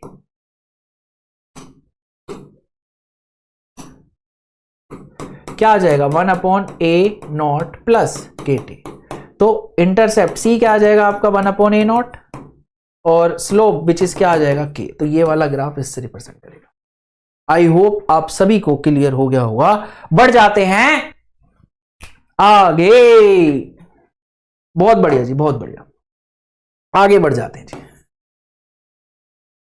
next is your nth order. nth order में क्या आएगा भाई, nth ऑर्डर की बात करूं तो आप अगेन जनरलाइज रिएक्शन ले लो, a to b, t equal to 0 पे a 0 b 0, t equal to t पे ये a माइनस एक्स और ये x। तो आपका रेट लॉ क्या हो जाएगा, r is equal to k concentration of reactant raise to power n, क्योंकि ऑर्डर क्या लिया है मैंने, nth, है ना। और जब मैं इसको इंटीग्रेट करता हूं तो ये क्या आ जाएगा, k equal to 1/n-1 into T, bracket में क्या आ जाएगा आपका 1/at, ये at है जी, at की पावर n-1 और इनिशियल कंसंट्रेशन की पावर n-1, 1/, ठीक है जी। ये आ गया आपका nth ऑर्डर के लिए। ये आप किसी भी ऑर्डर के लिए अप्लाई कर सकते हो except n is equal to 1 के लिए, राइट। और यहां से जब आप टी हाफ के लिए फॉर्मूला निकालोगे तो वो क्या आएगा, टी हाफ आएगा, टी हाफ के लिए फॉर्मूला निकालोगे तो टी हाफ क्या आएगा मेरा, टी हाफ आ जाएगा inversely proportional to initial concentration raise to power n-1, right. ये फॉर्मूला आ जाएगा। अब मैं टी हाफ पहला मान रहा हूं T1 और टी हाफ सेकंड मान रहा हूं T2। ये सेकंड वाला है, ये फर्स्ट वाला है। और जब टी हाफ 1 था तब मान ली initial concentration which is A0, initial concentration क्या मान ली, A1 और ये A2। और जब मैंने यहां पे इंट्रोड्यूस किया तो ये क्या आ गया, T1/T2 इक्वल टू A2/A1 की पावर n-1। ये आप फॉर्मूला यूज कर सकते हो, इस पे सवाल आ सकता है। और यहां पे n क्या है, ऑर्डर, A1 क्या है, T1 क्या है, टी हाफ, जब इनिशियल कंसंट्रेशन क्या थी ऑफ रिएक्टेंट क्या थी A1, और T2 क्या है, ये भी टी हाफ ही है, but initial concentration of reactant क्या है A2। आई होप आप सभी को क्लियर हो गया होगा। तो बढ़ जाते हैं कहां भाई, आगे बढ़ जाते हैं, राइट।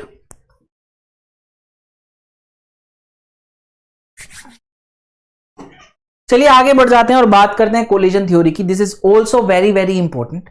तो आप देखेंगे जितनी भी रिएक्शन होगी, जो भी रिएक्शन हो रही हैं, आपका A प्लस बी रिएक्ट करके अगर C या D दे रहा है ना, C या D दे रहा है, तो साइंटिस्ट ने सोचा कि भाई कैसे हो रही होगी ये रिएक्शन। और ये रिएक्शन हो रही है जब आपका A और B क्या कर रहे होंगे, पास पास आ रहे होंगे, A और B क्या कर रहे होंगे, टकरा रहे होंगे। तो कुछ बॉन्ड टूट रहे होंगे और कुछ नए बॉन्ड क्या कर रहे होंगे, बन रहे होंगे। तब आपका COD क्या कर रहा होगा, बन रहा होगा। आई होप आप सभी को क्लियर हो गया होगा, राइट। तो A और B के कुछ बॉन्ड टूटेंगे पुराने और कुछ नए बॉन्ड क्या कर जाएंगे, आपके बन जाएंगे। इसी को क्या कहते हैं, कोलिजन थ्योरी। इसके बेसिस पे उन्होंने कुछ चीजें बताई भाई हमें। पहली बात कि रिएक्शन तभी होगी जब कोलिजन होगा। Reaction occur due to collision of molecule. बहुत बढ़िया जी। अच्छा, अगर मैं उसमें रेट ऑफ रिएक्शन निकालना चाहूं तो कितनी तेजी से वो रिएक्ट कर रहे हैं, यानी कि अब A और B रिएक्ट तो करेंगे और उनसे प्रोडक्ट बनेगा या नहीं बनेगा वो किस पे डिपेंड करेगा। तो सपोज मान लो कि मैंने ये अपने आप को ऐसे मारा, प्रोडक्ट नहीं बना, फिर से मारा, प्रोडक्ट नहीं बना, फिर से मारा, प्रोडक्ट नहीं बना। पर अगर मैं इसको एक सर्टेन वे में रिएक्ट कराऊं, तब ये नीचे नहीं गिर रहा है ना। आई होप आप सभी को क्लियर हो गया होगा। एक सर्टेन वे में यानी कि क्या होगा, अगर एक पर्टिकुलर ओरिएंटेशन में ये आएगा और मेरे से टकराएगा तो ये प्रोडक्ट में कन्वर्ट हो जाएगा। तो पहला फैक्टर जो इंपॉर्टेंट है वो क्या है, ओरिएंटेशन फैक्टर। ठीक, अब मान लो ये सही सर्टेन वे में टकरा भी गया पर सही एनर्जी नहीं रही, एक सर्टेन अमाउंट ऑफ एनर्जी इसको नहीं मिली है टकराने के बाद, तो आपके जो पुराने बॉन्ड है वो टूटेंगे ही नहीं, राइट। तो यानी कि एक minimum amount of energy reactant के पास होनी ही चाहिए to convert into product, so that कि जो पुराने बॉन्ड है वो टूट पाए और नए बॉन्ड है वो बन पाए, राइट। तो क्या होगा, एक एनर्जी फैक्टर और चाहिए होगा। यानी कि आपको दो फैक्टर की जरूरत है, रिएक्टेंट को किसमें, रिएक्टेंट को प्रोडक्ट में कन्वर्ट होने के लिए दो फैक्टर की जरूरत है। सबसे पहला फैक्टर क्या है जी, कोलिजन तो होना ही चाहिए पर एक पर्टिकुलर ओरिएंटेशन में। दूसरा, उनके पास एक मिनिमम अमाउंट ऑफ एनर्जी होनी चाहिए, तो एक एनर्जी फैक्टर भी आएगा। आई होप आप सभी को क्लियर हो गया होगा। और इन्हीं दो फैक्टर पे आपका क्या डिपेंड करता है, रेट डिपेंड करता है। कैसे करता है जी, orientation factor into energy factor आपको क्या दे देगा, रेट ऑफ रिएक्शन। ठीक है जी। अच्छा, एनर्जी फैक्टर किसके बराबर है, आर्हेनियस ने बताया वो है e⁻⁻⁸ और ओरिएंटेशन फैक्टर किसके बराबर है, P के बराबर है। और जितने भी कोलिजन हो रहे हैं वो सारे किसके बराबर हैं, ZAB के बराबर है। ये उन्होंने रेट बताया मेरे को। आई होप आप सभी को क्लियर हो गया होगा। मान लीजिए आपके टोटल 1 लाख कोलिजन हो रहे थे, ठीक है। उनमें से ओरिएंटेशन कितनों के पास था, सिर्फ 10,000 के पास था। तो वही हो सकता है, वही कन्वर्ट होंगे, पर उनमें से मिनिमम अमाउंट ऑफ एनर्जी भी किसके पास थी? 1000 के पास। तो ये 1000 ही प्रोडक्ट में कन्वर्ट होंगे, ना तो ये लाख, ना ये 10,000 आपके कन्वर्ट होंगे। तो ये जो 1000 तक आए तो कुछ फैक्टर तो लगा एनर्जी फैक्टर और कुछ फैक्टर लगा आपका ओरिएंटेशन फैक्टर। तो टोटल कोलिजन किसके बराबर थे? ZAB के। ए और बी का कोलिजन हो रहा था ना। ओरिएंटेशन फैक्टर क्या था? P, और एनर्जी फैक्टर क्या आया? e⁻⁻⁸ आई होप आप सभी को क्लियर हो गया होगा। बढ़ जाते हैं आगे। तो P क्या बता रहा है? स्टेरिक फैक्टर या फिर ओरिएंटेशन फैक्टर।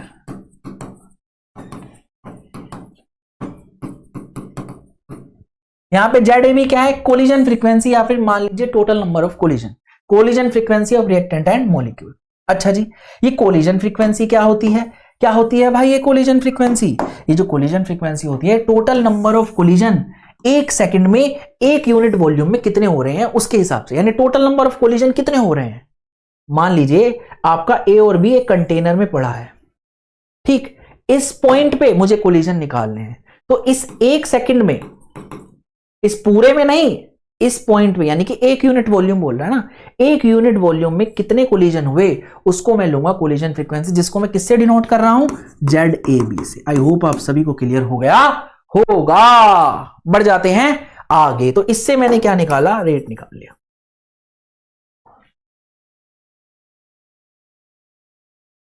तो चलिए बात करते हैं अब रेट किस किस चीज पे डिपेंड करता है।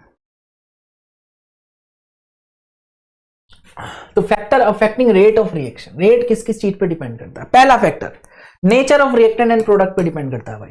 रिएक्टेंट का नेचर और प्रोडक्ट का नेचर क्या है। जैसे कि रेट ऑफ रिएक्शन डिपेंड करेगा। अगर आपका रिएक्टेंट गैस होंगे तो उसका रेट ज्यादा होगा, लिक्विड होगा थोड़ा कम होगा, और सॉलिड होगा तो और कम होगा। बहुत बढ़िया जी। आपकी रिएक्शन हेट्रोजीनियस है या होमोजीनियस है उस पर भी डिपेंड करता है।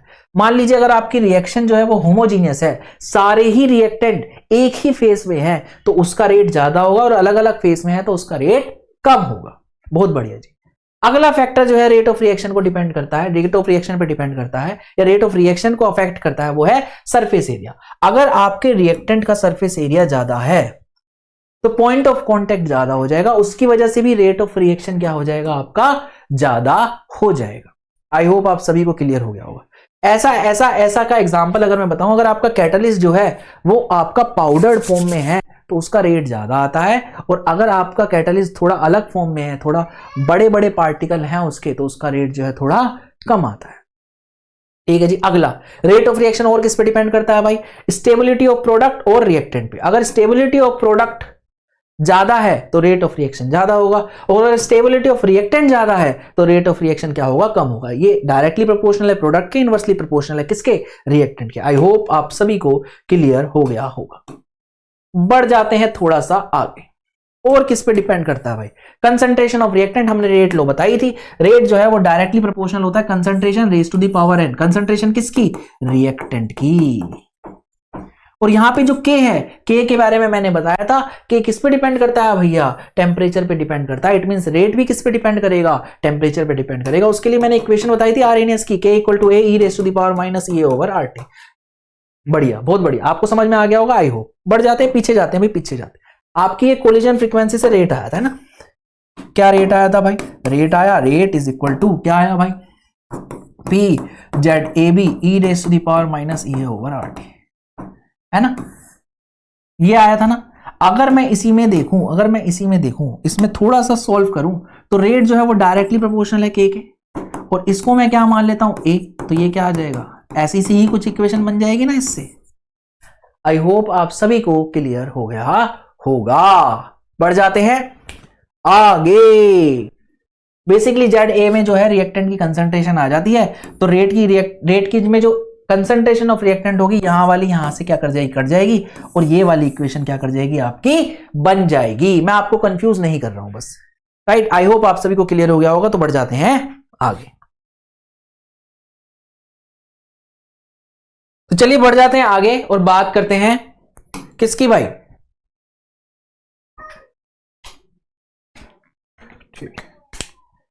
इफेक्ट ऑफ कैटलिस्ट की बात करेंगे ऑन एक्टिवेशन एनर्जी। ठीक है जी, बहुत बढ़िया। हमने कैटलिस्ट के बारे में बात की थी, अब इफेक्ट ऑफ कैटलिस्ट के बारे में बात करेंगे। तो सबसे पहले मैं बता दूं एक्टिवेशन एनर्जी क्या होती है। ये मिनिमम अमाउंट ऑफ एनर्जी होती है जो जरूरत होती है रिएक्टेंट मॉलिक्यूल को टू कन्वर्ट इनटू प्रोडक्ट। अगर मैं इस ग्राफ को देखूं, इस एक्सिस पे मैंने क्या लिया है, एनर्जी, और इस पे लिया है रिएक्शन कोऑर्डिनेट। बेसिकली हो क्या रहा है, आपका रिएक्टेंट जो है वो प्रोडक्ट में कन्वर्ट हो रहा है कुछ इस पाथ से। ठीक, अब इसको पहले सिंगल पाथ पे देखते हैं भाई। कोई भी अगर रिएक्शन है मेरे पास जिसमें ए जो है आपका बी में कन्वर्ट हो रहा है, तो बी ए की कुछ एनर्जी होगी और बी की कुछ एनर्जी होगी, और ए जो है वो बी में इस तरीके से कन्वर्ट होगा। ये एनर्जी है और ये रिएक्शन कोऑर्डिनेट है। ठीक, अब ए को इसमें कन्वर्ट होने के लिए पहले इतनी एनर्जी और चाहिए होगी, क्योंकि एनर्जी है, इतनी एनर्जी और चाहिए होगी, और यही एनर्जी को मैं क्या बोलता हूं, एक्टिवेशन एनर्जी बोलता हूं। और इसे किससे डिनोट करता हूं, ईए से डिनोट करता हूं। आई होप आप सभी को क्लियर हो गया होगा, राइट। तो in the presence of activation energy, sorry, in the presence of catalyst activation energy decreases, ऐसा मैंने पहला पॉइंट लिखा है। मतलब अगर मैं इस सेम रिएक्शन में कैटलिस्ट डाल दूं, इसमें मैंने नहीं डाला तो इसको यू से डिनोट करता हूं, अनकैटलाइज्ड, और इसमें मैंने डाल दिया, बी ही बन रहा है, सी से डिनोट कर रहा हूं। तो जब कैटलिस्ट डालता हूं तो मेरी एक्टिवेशन एनर्जी क्या कर जाती है, डिक्रीज कर जाती है, यानी कि ये दूसरा पाथ देगा, और दूसरा पाथ देगा तो क्या होगा, नीचे से जाएगा। ये अनकैटलाइज्ड है और ये क्या है, कैटलाइज्ड, कुछ ऐसा सा बन जाएगा भाई, ऐसा सा। ठीक है भाई, कैसे कैसे कैसे कैसे, ये पाथ वन था जब अनकैटलाइज्ड था, तो एक्टिवेशन एनर्जी क्या लगी, ईएयू, अनकैटलाइज्ड वाली। और जब मैंने कैटलिस्ट डाल दिया तो एक्टिवेशन एनर्जी क्या हो गई, सिर्फ इतनी हो गई। पहले कितनी चाहिए थी, इतनी चाहिए थी, राइट। आई होप आप सभी को क्लियर हो गया होगा। तो जब एनर्जी कम चाहिए होगी तो रिएक्शन कैसी हो जाएगी आपकी, फास्ट हो जाएगी। तो अगर रेट जो है वो एक्टिवेशन एनर्जी के क्या होता है, इनवर्सली प्रोपोर्शनल, या फिर कहूं के जो है वो एक्टिवेशन एनर्जी के क्या होता है, इनवर्सली प्रोपोर्शनल। अगर एक्टिवेशन एनर्जी डिक्रीज करेगी तो रेट क्या कर जाएगा भाई, बढ़ जाएगा, राइट। आई होप आप सभी को क्लियर हो गया होगा। बढ़ जाते हैं अगले पॉइंट की तरफ। Next is delta H. Delta H क्या होता है भाई, जो आपका डेल्टा एच होता है वो होता है आपकी फाइनल प्रोडक्ट की एनर्जी माइनस रिएक्टेंट की एनर्जी। तो प्रोडक्ट की एनर्जी कितनी है, इतनी, यहां से लेके यहां तक, और रिएक्टेंट की एनर्जी कितनी है आपकी, इतनी।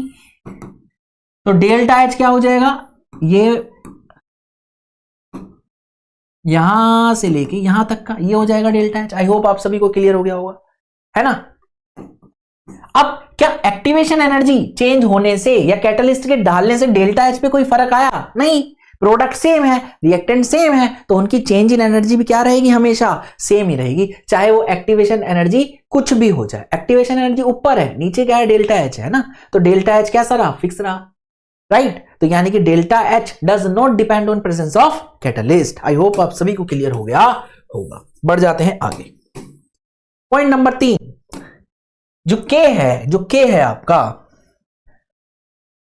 एक बार मैं कैटलिस्ट के साथ ले रहा हूं, एक बार मैं अनकैटलाइज्ड ले रहा हूं। तो के क्या है मेरा, के है मेरा A e raise to the power minus E over R T. ये इक्वेशन मैंने बहुत बार लिखी है आरएनएस की, राइट। अगर मैं इसको अनकैटलाइज्ड हूं तो के यू हो जाएगा, ए यू हो जाएगा, minus E raise to the power minus E A U by R T हो जाएगा, और के सी में क्या हो जाएगा, ये A C e raise to the power minus E A C over R T, ऐसा कुछ हो जाएगा।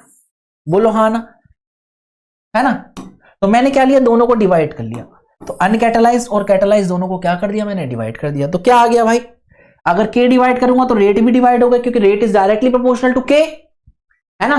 तो कैटलिस्ट का के डिवाइडेड बाय अनकैटलाइज्ड का के, या फिर rate of catalysed reaction rate of uncatalysed reaction is equal to क्या आ जाएगा, AC by AU E raise to the power del E over RT। और यहां पे डेल E क्या आएगा मेरा, ये आ जाएगा energy, activation energy of uncatalysed reaction minus activation energy of catalysed reaction. I hope आप सभी को क्लियर हो गया होगा। बढ़ जाते हैं आगे भाई। Next is your temperature coefficient. Temperature coefficient की बात कर रहा हूं। टेम्परेचर कोफिशिएंट को किससे डिनोट करता हूं, म्यू टी से। ये क्या होता है, KT + 10 डिवाइडेड बाय 10। यानी कि मैंने क्या लिया, एक रिएक्शन ली, उसको मैंने T टेम्परेचर पे करा लिया और उसका मैंने रेट कांस्टेंट मेजर कर लिया। अब उसी रिएक्शन को मैंने 10+ यानी कि मान लो 25 डिग्री पे पहले हो रहा था, अब 35 डिग्री पे मैंने क्या करी, रिएक्शन का रेट फाइंड आउट किया, यानी K फाइंड आउट किया। उन दोनों का जब मैं रेशो लेता हूं तो या तो वो 2 टाइम्स हो जाता है या 3 टाइम्स हो जाता है। तो K एट T+10 यानी 35 डिग्री पे, K एट 25 डिग्री पे। जब भी मैं ऐसे करूंगा तो या तो रेट डबल हो जाएगा या 3 के पास हो जाएगा या उसी के आसपास नंबर रहेगा। इसी को कहते हैं टेम्परेचर कोफिशिएंट। जब भी मैं 10 डिग्री से जब भी मैं 10 डिग्री से टेम्परेचर बढ़ाता हूं, मेरा रेट क्या हो जाता है, डबल या ट्रिपल हो जाता है। ऐसा जनरली 25 से 35 डिग्री के बीच में देखा गया है, पर आप इसको जनरलाइज लेके चलना कि हर 10 डिग्री के राइज होने पे, हर 10 डिग्री टेम्परेचर के राइज होने पे या तो आपका रेट डबल हो जाएगा या ट्रिपल हो जाएगा। तो वो टेम्परेचर कोफिशिएंट आपको दे के रखेगा, उस हिसाब से वो पूछ लेगा कि रेट क्या होगा। मान लो मैं एक सवाल अभी फ्रेम कर देता हूं। आपका रेट जो था वो इनिशियली कुछ भी हो, पर हर 10 डिग्री राइज के 10 डिग्री बढ़ाने पे आपका टेम्परेचर कोफिशिएंट मैंने क्या दे दिया, डबल। तो अब मुझे बताओ, जब आप 50 से 70 तक जाओगे, 50 से 70 तक जाओगे तो रेट क्या हो जाएगा, इनिशियल का रेट क्या हो जाएगा, इनिशियल के कितने टाइम्स हो जाएगा, राइट। तो अगर मैंने 50 से 60 गया हूंगा तो रेट डबल हो गया होगा। यहां पे मान लो R था, यहां 2R हो गया होगा, और 60 से 70 गया हूंगा तो 2R का भी डबल हो गया होगा, विच इज 4R। तो कितने टाइम्स हो गया मेरा, 4 टाइम्स हो गया। इस तरीके से आप निकाल सकते हैं। आई होप आप सभी को क्लियर हो गया होगा, राइट। तो आप इसको जनरलाइज लेके चलिएगा, आपको फायदा होगा। जरूरी नहीं है कि 25 से 35 वाला ही आपको लेके चलना है। 25 से 35 में जनरली ये फाइंड आउट किया जाता है, एक्सपेरिमेंटल डाटा से 25 से 35 में ये दिखता है। ठीक जी, आई होप आप सभी को क्लियर हो गया होगा। ठीक, और क्या कर सकते हैं आप, इस इक्वेशन को, जो आपने इक्वेशन ली, आर्रेनियस इक्वेशन क्या होती है आपकी,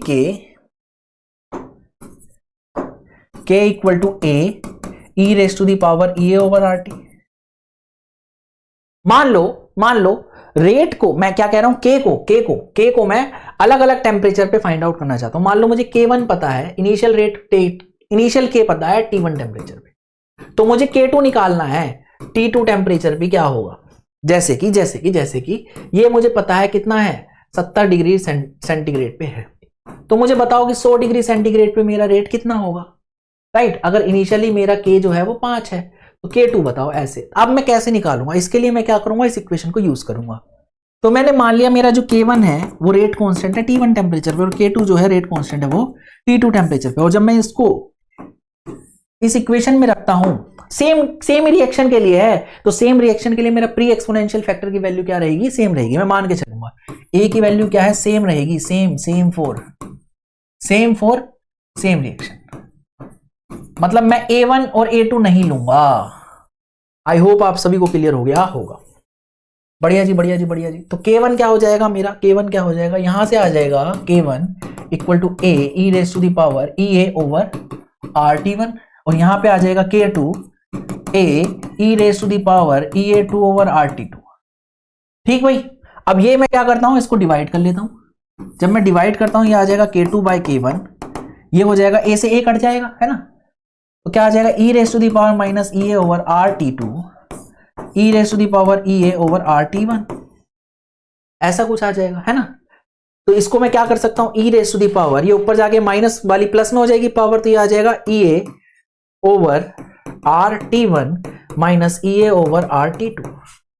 लोग ले लेता हूं, लोग नेचुरल ले लेता हूं, लोग नेचुरल, तो ये हो जाएगा ln K2 बाई K1, ये आ जाएगा मेरा क्या, EA over RT1 minus EA over RT2, या फिर EA ओवर R कॉमन ले लीजिए, 1 by T1 minus 1 by T2, ये आ जाएगा, राइट। तो यही इक्वेशन निकाली है हमने, यही इक्वेशन निकाली है, ऊपर लिखी है यहां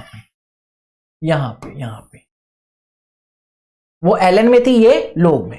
तो अगर आपको एक टेम्परेचर पे K बता रखा है, दूसरे टेम्परेचर पे K निकालना है, जो कि मैं बता रहा था या तो डबल होगा या ट्रिपल होगा, तो रेट कांस्टेंट अगर एक टेम्परेचर पे दे रखा है, दूसरे टेम्परेचर पे रेट कांस्टेंट निकालना है, तो क्या यूज करूंगा, इस इक्वेशन को यूज करूंगा, बशर्ते मुझे एक्टिवेशन एनर्जी गिवन हो। अच्छा, R की value, R universal gas constant है, उसकी वैल्यू होती है 8.314 जूल पर केल्विन पर मोल, या फिर 2 कैलोरी पर केल्विन पर मोल, या फिर 0.082 लीटर एटमॉस्फेयर पर केल्विन पर मोल। आपको ये वैल्यूज याद होनी चाहिए, राइट। आई होप आप सभी को क्लियर हो गया होगा। ठीक भाई, अच्छा ये क्या लिखा है, मैंने बोला है हर 10 डिग्री राइज इन टेम्परेचर भी को रेट क्या हो जाएगा आपका, डबल हो जाएगा। तो रेट कांस्टेंट भी क्या हो जाएगा आपका, डबल हो जाएगा। डबल या ट्रिपल दोनों ले सकते हो, डबल या ट्रिपल दोनों ले सकते हो। तो रेट कांस्टेंट भी क्या हो जाएगा, डबल या ट्रिपल दोनों हो जाएगा, राइट। आई होप आप सभी को क्लियर हो गया होगा। तो बढ़ जाते हैं आगे, बढ़िया जी। Next is activation energy. मैंने अभी अभी बताया क्या होती है, इसकी डेफिनेशन लिखवा रहा हूं मैं क्योंकि पूछी जा सकती है आपसे। एक्टिवेशन एनर्जी क्या होती है, the minimum amount of energy needed by reactant molecule to convert into product और cross the energy barrier. Energy barrier क्या है भाई आपका, ये था आपका एनर्जी, ये था आपका रिएक्शन कोऑर्डिनेट, ये थे रिएक्टेंट और ये आपके रिएक्शन कोऑर्डिनेट, ये है आपका रिएक्टेंट और ये है प्रोडक्ट, ऐसा ही है ना। और अगर मैं इसका ग्राफ बनाऊं तो ये ऐसा आता है, और ये है आपकी क्या, ट्रांजिशन स्टेट। और अगर रिएक्टेंट को प्रोडक्ट में कन्वर्ट होना है तो इस ट्रांजिशन स्टेट से होके गुजरना पड़ेगा, राइट। तो उसको कितनी अमाउंट ऑफ एनर्जी चाहिए होगी, ये एनर्जी और चाहिए होगी एक्स्ट्रा, इसको क्रॉस करने के लिए इस एनर्जी बैरियर को, है ना। इसी को क्या कहता हूं मैं, एक्टिवेशन एनर्जी। किससे डिनोट करता हूं मैं, ई से। आई होप आप सभी को क्लियर हो गया होगा। तो एनर्जी बैरियर को क्रॉस करो या प्रोडक्ट में कन्वर्ट होने के लिए भी तो इतनी ही चाहिए, राइट। और जैसे ही ये पहुंच जाएगी वापस से प्रोडक्ट, उसमें तो कम होना है फिर। आई होप आप सभी को क्लियर हो गया होगा, राइट। अब एक्टिवेशन एनर्जी जनरली हमेशा कैसी होती है, पॉजिटिव होती है। कुछ केसों में क्या होती है, जीरो होती है। जैसे कि जो आपके रेडियो एक्टिव डीके होते हैं वो उनमें क्या होती है, एक्टिवेशन एनर्जी कुछ केसेस में जीरो होती है। अगर उसे एक्टिवेट ना करा जाए, अपने आप जो रिएक्शन हो रही है उन केसेस में एक्टिवेशन एनर्जी क्या होगी, जीरो होगी, राइट। आई होप आप सभी को क्लियर हो गया होगा। अच्छा, एक्टिवेशन एनर्जी और कैसे निकाल सकता हूं भाई मैं, सॉरी, और क्या क्या बता सकता हूं मैं इस ग्राफ से। ग्राफ देख लेते हैं भाई, ग्राफ देख लेते हैं। ये आया आपका एनर्जी, ये आया आपका रिएक्शन कोऑर्डिनेट, ये आया आपका रिएक्टेंट, ये आया आपका प्रोडक्ट। यहां से ये यूं जा रहा है, यहां से यहां तक क्या है, ये डेल्टा एच है, एंथैल्पी ऑफ रिएक्शन, है ना। इसको कैसे निकाल सकता हूं भाई मैं, ये है आपकी एक्टिवेशन एनर्जी बैकवर्ड रिएक्शन की, है ना। यहां से अगर वापस जाना तो भी इतनी एनर्जी चाहिए, और ये है आपकी एक्टिवेशन एनर्जी फॉरवर्ड रिएक्शन। अगर आप बैकवर्ड में से फॉरवर्ड घटाओगे, है ना, बैकवर्ड वाली रिएक्शन में से फॉरवर्ड वाली रिएक्शन घटाओगे तो ये डेल्टा एच आ जाएगा, पर प्लस साइन के साथ, है ना। पर एंथैल्पी ऑफ रिएक्शन क्या होती है, प्रोडक्ट माइनस रिएक्टेंट। तो प्रोडक्ट की एनर्जी क्या है, कम है, रिएक्टेंट की एनर्जी क्या है, ज्यादा। तो डेल्टा एच कैसा आएगा मेरा, नेगेटिव आना चाहिए। तो मुझे क्या करना पड़ेगा, फॉरवर्ड में से बैकवर्ड, यानी एक्टिवेशन एनर्जी फॉरवर्ड में से बैकवर्ड वाली घटाऊंगा तो मेरा डेल्टा एच आ जाएगा। आई होप आप सभी को क्लियर हो गया होगा। दूसरा, तीसरी चीज और क्या बता सकता हूं इस ग्राफ से, यहां से ये जीरो से लेके, इस जीरो से लेके यहां तक की जो एनर्जी होती है उसको कहते हैं थ्रेशोल्ड एनर्जी, है ना, थ्रेशोल्ड एनर्जी। अब ये थ्रेशोल्ड एनर्जी किसके बराबर है भाई, थ्रेशोल्ड एनर्जी जो है वो आपकी कैटालाइज और अनकैटालाइज की फॉर्म में लिखी है। थ्रेशोल्ड एनर्जी जो है वो आपकी किसके बराबर है भाई, थ्रेशोल्ड एनर्जी है आपकी यहां से लेके यहां तक की एनर्जी के बराबर, राइट। तो कैसे कैसे निकाल सकता हूं मैं, एनर्जी ऑफ प्रोडक्ट, है ना, और बैकवर्ड एक्टिवेशन एनर्जी अगर मैं ऐड कर दूं तो मेरी थ्रेशोल्ड एनर्जी निकल जाएगी, या फिर एनर्जी ऑफ रिएक्टेंट और energy activation energy of forward reaction add कर दूं तो मेरी थ्रेशोल्ड एनर्जी निकल जाएगी, या फिर प्रोडक्ट की energy plus enthalpy of reaction plus आपकी activation energy of forward reaction add कर दूं तो भी मेरी क्या निकल जाएगी, थ्रेशोल्ड एनर्जी निकल जाएगी, राइट। अच्छा, एक और तरीका दिया है इन्होंने, activation energy of uncatalysed reaction, activation energy of catalysed reaction, क्या उससे निकल सकती है, देख लेते हैं भाई, देख लेते हैं। हम कैटालाइज और अनकैटालाइज का ग्राफ बना लेते हैं, ग्राफ बना लेते हैं। ये निकाला, ये रिएक्टेंट, ये प्रोडक्ट, और ये एक आया और ये दूसरा आया। अनकैटालाइज्ड की एनर्जी, एक्टिवेशन एनर्जी ज्यादा होगी, ये आया एक्टिवेशन एनर्जी ऑफ अनकैटालाइज्ड, है ना। ठीक है जी, थोड़ा बड़ा लिखना चाहिए था बट ठीक है। और ये क्या है, activation energy of catalysed reaction, right. बहुत बढ़िया जी। तो क्या ये इसके बराबर आ रही है, नहीं, इसके बराबर तो नहीं आ रही भाई, ऐसे तो मैं जज ही नहीं कर सकता। कैसे निकालूंगा, तो ये वाला फॉर्मूला मैं क्या करता हूं, काट देता हूं। ठीक भाई, कैसे निकालूंगा मैं थ्रेशोल्ड एनर्जी, मैं थ्रेशोल्ड एनर्जी निकालूंगा भाई कैसे, रिएक्टेंट की एनर्जी तो ET क्या होगा मेरा, एनर्जी ऑफ रिएक्टेंट,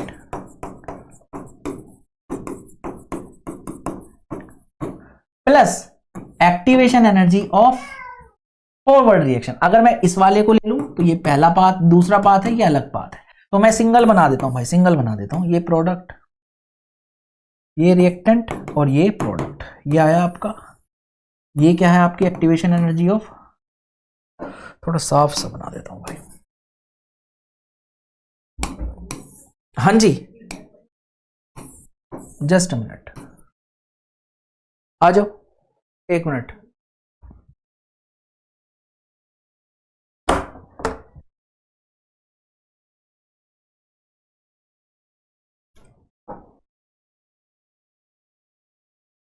ये क्या हो जाएगी एनर्जी, ये हो जाएगा आपका रिएक्शन कोऑर्डिनेट, ये रिएक्टेंट, ये प्रोडक्ट।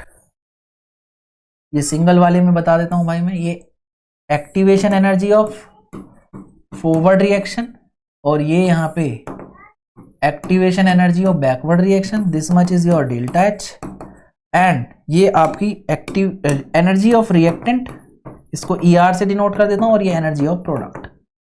ठीक भाई, तो मेरी थ्रेशोल्ड एनर्जी क्या है, 0 से लेके यहां तक, तो ये क्या है मेरी ET। तो ET कैसे कैसे निकाल सकता हूं, ET हो जाएगा मेरा activation energy, sorry energy of reactant plus activation energy of forward reaction. बहुत बढ़िया। अच्छा ET और क्या हो जाएगा, energy of product plus activation energy of backward reaction. ऐसे कर सकता हूं भाई, है ना। और क्या हो जाएगा भाई, ET क्या हो जाएगा मेरा, activation energy of product plus delta H plus activation energy of backward reaction. ऐसे भी निकाल सकता हूं। आई होप आप सभी को क्लियर हो गया होगा, तो आप इन फॉर्मूलाज को देख सकते हैं। ठीक भाई, चलिए बढ़ जाते हैं आगे। ठीक भाई, आगे बढ़ जाते हैं। ठीक है जी, अब मैं इसको एक्सोथर्मिक और एंडोथर्मिक ग्राफ में समझाने की कोशिश कर रहा हूं।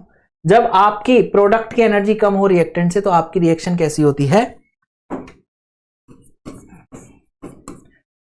प्रोडक्ट की एनर्जी कम हो रिएक्टेंट की एनर्जी ज्यादा हो, तो आपकी एनर्जी रिलीज होगी और रिएक्शन कैसी होती है, एक्सोथर्मिक।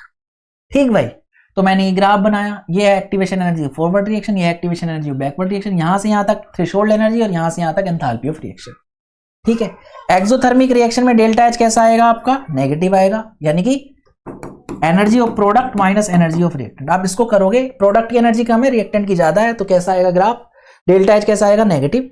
एनर्जी क्या होगी उस केस में, रिलीज्ड। और आप देखेंगे बैकवर्ड रिएक्शन की एक्टिवेशन एनर्जी जो ये वाली है, वो क्या है, ज्यादा है किससे, activation energy of forward reaction से। आई होप आप सभी को क्लियर हो गया होगा। बढ़ जाते हैं आगे पे, इस वाले पे, इस वाले ग्राफ पे आ जाते हैं भाई। एंडोथर्मिक का ग्राफ है, इसमें क्या है, रिएक्टेंट की एनर्जी कम है और प्रोडक्ट की एनर्जी क्या है, ज्यादा। इस एक्सिस पे एनर्जी है। ठीक, तो ये क्या हो जाएगा, activation energy of forward reaction, activation energy of backward reaction, यहां से यहां तक थ्रेशोल्ड एनर्जी, और ये delta H, enthalpy of reaction.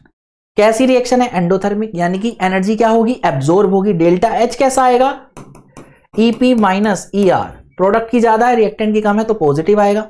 और एनर्जी क्या होगी, एब्जॉर्ब। और यहां पे देखोगे आप, तो activation energy of forward reaction क्या है, ज्यादा आ रही है, और activation energy of backward reaction क्या आ रही है, कम आ रही है। तो इस तरीके से 4 ऑप्शन वाले एक सवाल ये पूछ सकता है। आई होप आप सभी को क्लियर हो गया होगा। बढ़ जाते हैं आगे भाई, चलिए आगे बढ़ जाते हैं। अगला क्या कह रहा है भाई,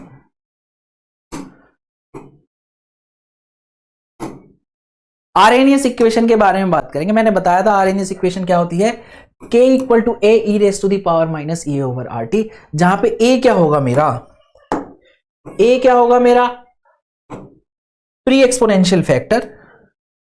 A जो है प्री एक्सपोनेंशियल फैक्टर है। एक पर्टिकुलर रिएक्शन के लिए ये क्या होगा, सेम रहेगा, एक पर्टिकुलर रिएक्शन के लिए कांस्टेंट रहेगा, राइट। E क्या है, एक्टिवेशन एनर्जी है, R क्या है, गैस कांस्टेंट है, और T क्या है यहाँ पे, टेम्परेचर इन केल्विन, राइट। बहुत बढ़िया, चलिए देख लेते हैं। जो आपकी एक्टिव आरएनएस इक्वेशन है क्या है, K equal to A E raise to the power minus E over RT।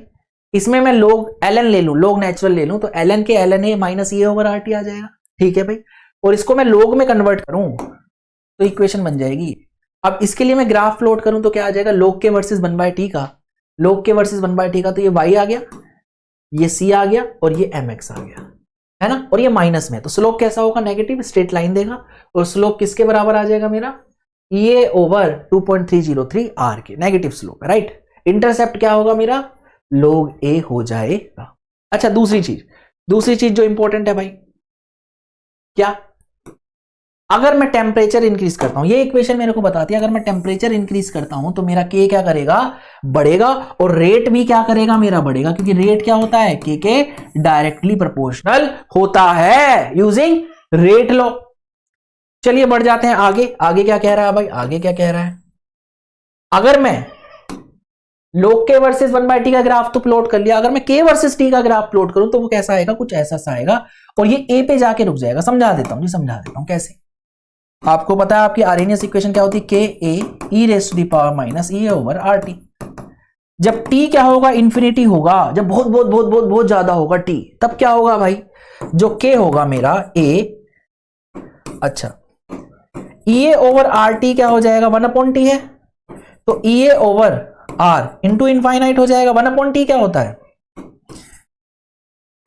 1/t क्या हो जाएगा, 0, अगर टी इनफाइनाइट होगा तो 1/t 0 हो जाएगा, E A over R T क्या हो जाएगा मेरा 0, है ना, e raise to the power minus E A over R T क्या हो जाएगा, e raise to the power minus 0, किसी की पावर 0 होती है तो वो क्या हो जाता है, 1 हो जाता है। तो यहां पे अगर मैं रखूं इस किसको भाई, इस e raise to the power minus E over R T को, तो ये मुझे क्या दे देगा, ये मुझे ए के बराबर आ जाएगा।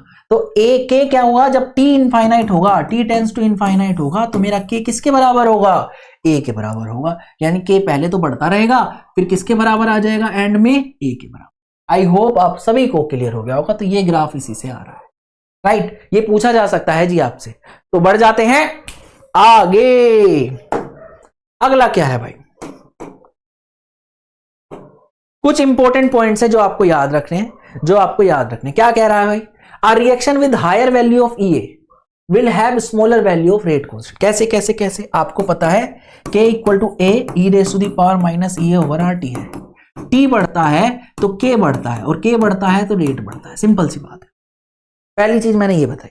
दूसरी चीज मैं क्या बता रहा हूं, T जब इनफाइनाइट होगा तो K A के बराबर होगा, ठीक। और तीसरी चीज मैं क्या बता रहा हूं, तीसरी चीज मैं ये बता रहा हूं, जब आपकी एक्टिवेशन एनर्जी बहुत हाई होगी, हाई जैसे कि इनफाइनाइट ले लूं, तो मेरा के बहुत स्मॉल होगा। करके देख लेते हैं। जो के है वो A e raise to the power minus E over R T है, A E over R T होगा, बोलो हाँ ना, A E over R T, और ये क्या ले लिया, इनफाइनाइट बाय आर टी, ये पूरी वैल्यू भी क्या हो जाएगी, इनफाइनाइट को किसी से भी डिवाइड करो इनफाइनाइट आएगा, तो e raise to the power infinite हो जाएगा, अगेन ये क्या हो जाएगा, इनफाइनाइट, और ये किसको अप्रोच करेगा, 0 को, तो के की वैल्यू कहां आ जाएगी, 0 के पास आ जाएगी। आई होप आप सभी को क्लियर हो गया होगा। तो जब एक्टिवेशन एनर्जी बहुत ज्यादा होगी तो आपका रेट क्या हो जाएगा, बहुत बहुत बहुत बहुत बहुत कम हो जाएगा, 0 को अप्रोच करेगा। आई होप आप सभी को क्लियर हो गया होगा। पॉइंट नंबर 7 क्या कह रहा है भाई, क्या कह रहा है, very low change in activation energy occur in very high change of temperature. ठीक है जी, अगर एक्टिवेशन एनर्जी को चेंज करना है तो वो उसमें बहुत ही मामूली सा चेंज आता है जब आप बहुत बहुत बहुत ज्यादा टेम्परेचर का चेंज करते हो। आई होप आप सभी को क्लियर हो गया होगा। तो इस पॉइंट को भी आप याद रखना। तो अगर मैं टेम्परेचर दो अलग अलग ले लूं, समझा देता हूं, मतलब समझा देता हूं भाई क्या बोल रहा है। मैंने क्या करा था, ln, मैंने क्या करा था, K1 मान लिया था T1 पे और K2 मान लिया था T2 पे, ऐसे माना था ना, ऐसे माना था मैंने। तो जब मैं टेम्परेचर चेंज करूंगा तो क्या एक्टिवेशन एनर्जी चेंज हो सकती है? जी हां, चेंज होती है, पर ये बहुत नेग्लिजिबल है, इसलिए मैं इसको क्या मान लूंगा, कांस्टेंट मान लूंगा, और दोनों में एक्टिवेशन एनर्जी को क्या मानूंगा, सेम मान लूंगा। तो यहां से फॉर्मूला क्या बन जाएगा, जो मैंने बनाया था, क्या बन जाएगा, ln K2/K1 equal to EA/R 1/T1 - 1/T2। यही आ जाएगा। आई होप आप सभी को क्लियर हो गया होगा। तो इस पे एक सवाल कर लेते हैं और अपने चैप्टर को विराम देते हैं जल्दी से। चलिए एक सवाल कर लेते हैं जल्दी से। क्या कह रहा है ये सवाल? ये कह रहा है भैया the rate constant of reaction at 500 kelvin and 700 kelvin are 0.02 per second एंड 0.07 per second respectively. Calculate the value of E and A. बहुत बढ़िया जी। तो कैसे निकालोगे आप? T1 पे दे रखा है आपको 500 केल्विन, ठीक है, और T2 पे क्या दे रखा है? T2 आपको दे रखा है 700 केल्विन। T1 पे K1 दे रखा है आपको कितना? 0.02 पर सेकेंड, और K2 दे रखा है आपको कितना? 0.07 पर सेकेंड। राइट, बहुत बढ़िया। अब आपको यहां से निकालना है क्या? EA and A। तो यहां से आप निकालोगे ln K2 by K1 equal to EA over R 1 by T1 minus 1 by T2। तो यहां पे आप K2 K1 रखोगे, T1 T2 रखोगे, R की वैल्यू रखोगे, तो आपको क्या मिल जाएगा? एक्टिवेशन एनर्जी मिल जाएगी। रख के देख लेते हैं भाई। ln K2 कितना दिया है? 0.07, K1 कितना दिया है? 0.02, EA कितना दिया है? निकालना है। R की वैल्यू मान लो मैं रख लेता हूं किसमें? आपको देखना है कि किसमें निकालना है एक्टिवेशन एनर्जी। ऐसे दिया नहीं है तो आप कैलोरी में भी निकाल सकते हो और जूल में भी निकाल सकते हो। तो आप जूल में निकाल लीजिए। 8.314 रख लेते हैं इसको। 1/T1 कितना दिया है? T1 आपको 500 दिया है और 1/ ये आपको 700 दिया है। इसको आप सोल्व कर लीजिए। सोल्व करेंगे तो ये क्या आ जाएगा भाई? ये 7/2 कितना आ जाएगा? ये आ जाएगा 3.5। EA 8.314 ये आ जाएगा 200 बाय 5 सत्ते 35, ऐसा कुछ आ जाएगा भाई। इसको जब मैं सॉल्व करता हूं तो यहां से मुझे एक्टिवेशन एनर्जी की वैल्यू मिल जाएगी जो कि कितनी होगी जी? 18230.8 जूल। राइट, अब एक्टिवेशन एनर्जी तो आ गई। अब मैं कैसे निकालूंगा प्री एक्सपोनेंशियल फैक्टर? तो ये हो जाएगा K A e raise to the power EA over RT। तो यहां पे आप K 1 का रख लीजिए, T रख दीजिए, EA रख दीजिए, R रख दीजिए, आपको K मिल जाएगा। कैसे मिलेगा भाई? कैसे मिल जाएगा? K1 क्या था मेरा? 0.02 था आई गेस, है ना? हाँ, 0.02 500 डिग्री केल्विन, 500 केल्विन टेम्परेचर पे था। तो K1 आ गया। A निकालना है। EA की वैल्यू कितनी हो जाएगी जी आपकी? EA की वैल्यू आपने निकाली 18230.8, R कितना? 8.314, और T कितना है मेरा? T 500 है। आप इसको सॉल्व करेंगे आपको A की वैल्यू मिल जाएगी। A कितना आ जाएगा जी आपका? A आ जाएगा आपका 1.61, और इसकी कोई भी यूनिट नहीं होती। नहीं, इसकी यूनिट जो होगी वो AK वाली होगी। राइट, K वाली होगी। K की जो यूनिट होगी वही A की यूनिट होगी। यहां पे ये यूनिटलेस क्वांटिटी, ये इसकी जो यूनिट होगी वो K वाली यूनिट होगी। आई होप आप सभी को क्लियर हो गया होगा। तो बढ़ जाते हैं आगे। आज के लिए इतना ही बच्चा। तो केमिकल काइनेटिक्स आपका खत्म हो गया। ये बोर्ड के लिए बहुत बहुत बहुत इंपॉर्टेंट था। बोर्ड के हिसाब से ही पढ़ाया गया है आपको। तो आई होप आप बोर्ड्स में बहुत अच्छा करेंगे और हमें कमेंट सेक्शन में बताएं कि अगला चैप्टर आपको कौन सा चाहिए। राइट, तो और हमें सपोर्ट करते रहिए। Please like, share and subscribe. तो आज के लिए इतना ही। Thank you so much. Sayonara.